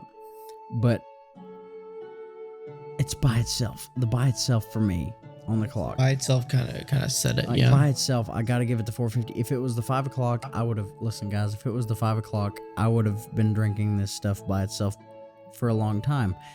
Usually with like, did I give the Lobos a 5? I can't remember. I think we both gave the Lobos a 5 because it was Lobos by itself. It was good by itself. But the burn. I'm sorry, but the burn for Hussong is just so intense. I can't sip it. I've never sipped tequila on ice. I probably should, but I just can't. I couldn't. Like, it would make. I can't. Cannot. I'm sorry. Well, I could if I was starting, but I wouldn't have as enjoyable at the time. Whiskey's a sip and drink. We understand this. Tequila's not a sip and drink. Nobody's like, I'm gonna have a tequila on the rocks. You know what I'm saying? Besides Dwayne Johnson, apparently. Dwayne Johnson probably just turns that bottle up and doesn't feel anything because he's a fucking rock. But Dwayne the Boulder Johnson. you're getting a 450 out of me, Hussong. If you want to make it a 5, you got to sponsor us. Sorry, go ahead. What are you thinking about on the clock, big guy? I was thinking around the same. 450, 455. Because the initial first one's free was just like, it was rough. But the flavor, man, you got to think about the flavor itself. The flavor was decent. It wasn't bad. The burn is what really got me going because the burn was just like, "Nyeh." And the more I drank, the quicker I got screwed on it, man. Mixing it was good. I will say that the Fanta was a little more palatable, which is kind of coinciding with the fact that the Fanta was better for us. Fanta beats a fuck out of Crush. Fight me. Fanta tastes more like an orange itself drink. If you eat an orange, you're gonna get that tang. Crush doesn't give you the tang that Fanta does. The thing that I loved about the Fanta was the fact that it was just easier to drink. So much so that I could just drink it outright. Like I almost kept up with you. I can't do another shot. Yeah, I've had like a whole. I didn't want to call you out like this, bro. You're 2 shots ahead of me, yeah, bro. Oh, man. And nothing to eat. We are well beyond our years here. Yeah, I'm gonna be feeling this really heavy tomorrow. Do you have any water? Yes. Oh, water will be provided afterwards to help with the lasting effects of the tequila. Can't even remember the name of it. Mr. Hussong. Mr. Hussong. Now, Alex, what are you wearing currently? Dude, let me tell you. With this, I'm on a beach. I've never been there, but I'm on a beach in the Gulf. But I'm below the border of the United States. I mean, it is beautiful. The water is just so clear. Crystal clear. The sun is beating down, but the issue is I'm not there in the hot of the summer. No. That's not when I'm there. I'm there when the sun is hitting you at the appropriate temperature of like 75, maybe just a hair below or a hair above. But the sun is hitting me. I'm not feeling burned. I can feel the water, and it's just nice and slightly warm. And as I dip my toes in, I'm like slowly working my way in to this ocean current, and before I know it, my nuts, like my actual testicles, my scrotum itself is brushing against this water. What happens? Oh my God, holy fucking shit, there's a wave, and it splashes my dong and the rest of my privates just a hair above, and I don't care. Honestly, I don't care. I'm like, oh no, this is too cold. No, none of that, because this water is just perfect. And the sand is beautiful. The people all around me are just beautiful. I'm not saying that like in a physical aspect. I don't care what you look like. It's just the attitudes, the vibes. The vibes are beautiful. And as I'm sitting there, or standing there, like slowly wading into this ocean, I hear a little crack in the distance. What's that behind me? It's a tree falling. Tree falling. I'm standing there butt naked amongst a sea of strangers. There's a tree falling there. And I hear, oh my God. Shiver me timbers. I'm trashed, zooted butt naked, and ready to be bashed. I'm wearing nothing, and I don't care. I could pee openly in front of anyone because of how comfortable I am right now.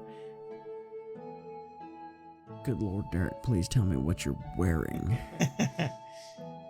So, in the beginning, I believed I was on the beach. However, I am not. I'm in the Feywild. Oh my Jesus, that's a callback. The desert. Sands are hot to the touch. Sun is beating down on me. And I'm looking out to the horizon, believing that this is it. This is where I make my final stand. Then Alex pours me another drink. As I would. And I feel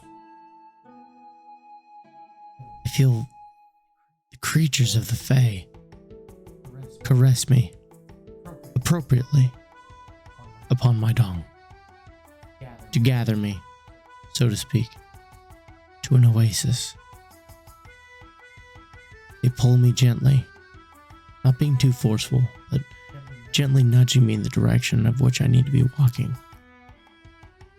And as I make my way closer and closer to that place, they show me an oasis.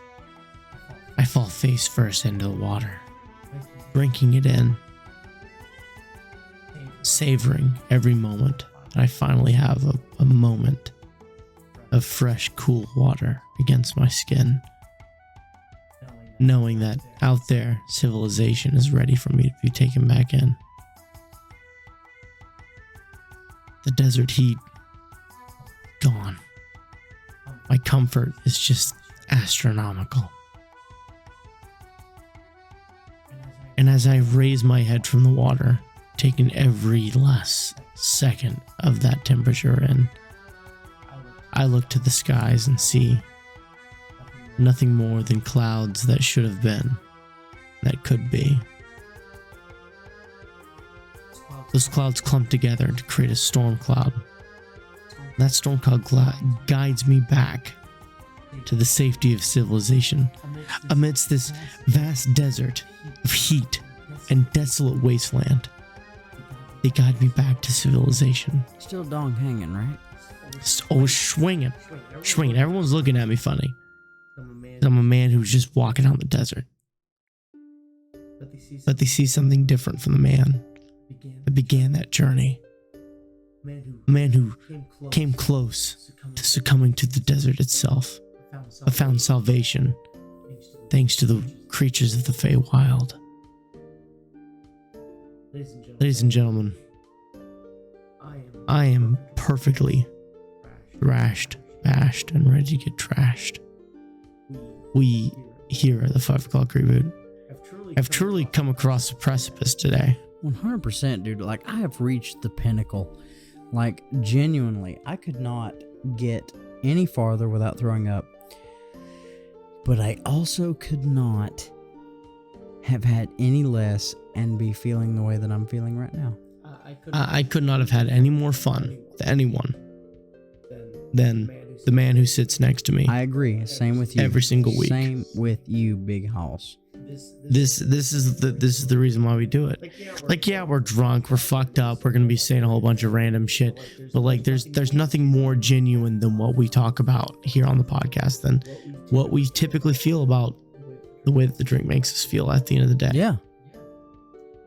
So what I want you guys to do, I want you guys to get this.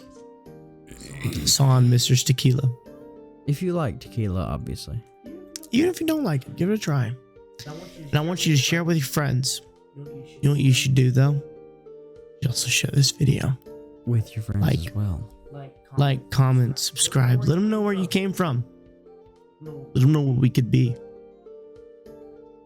And I want you all to share that amongst everyone and anyone. And share it with us, too. Share with us. Make some funny moments. In the Discord. Let me see it. That's in the description. All of our links are down in the description. The Instagram, the Discord, everything. I want you guys to take it all in and find out what you like about us. And let us know in the comments down below. Well, with that, we're going to catch you guys in the next episode. Bye.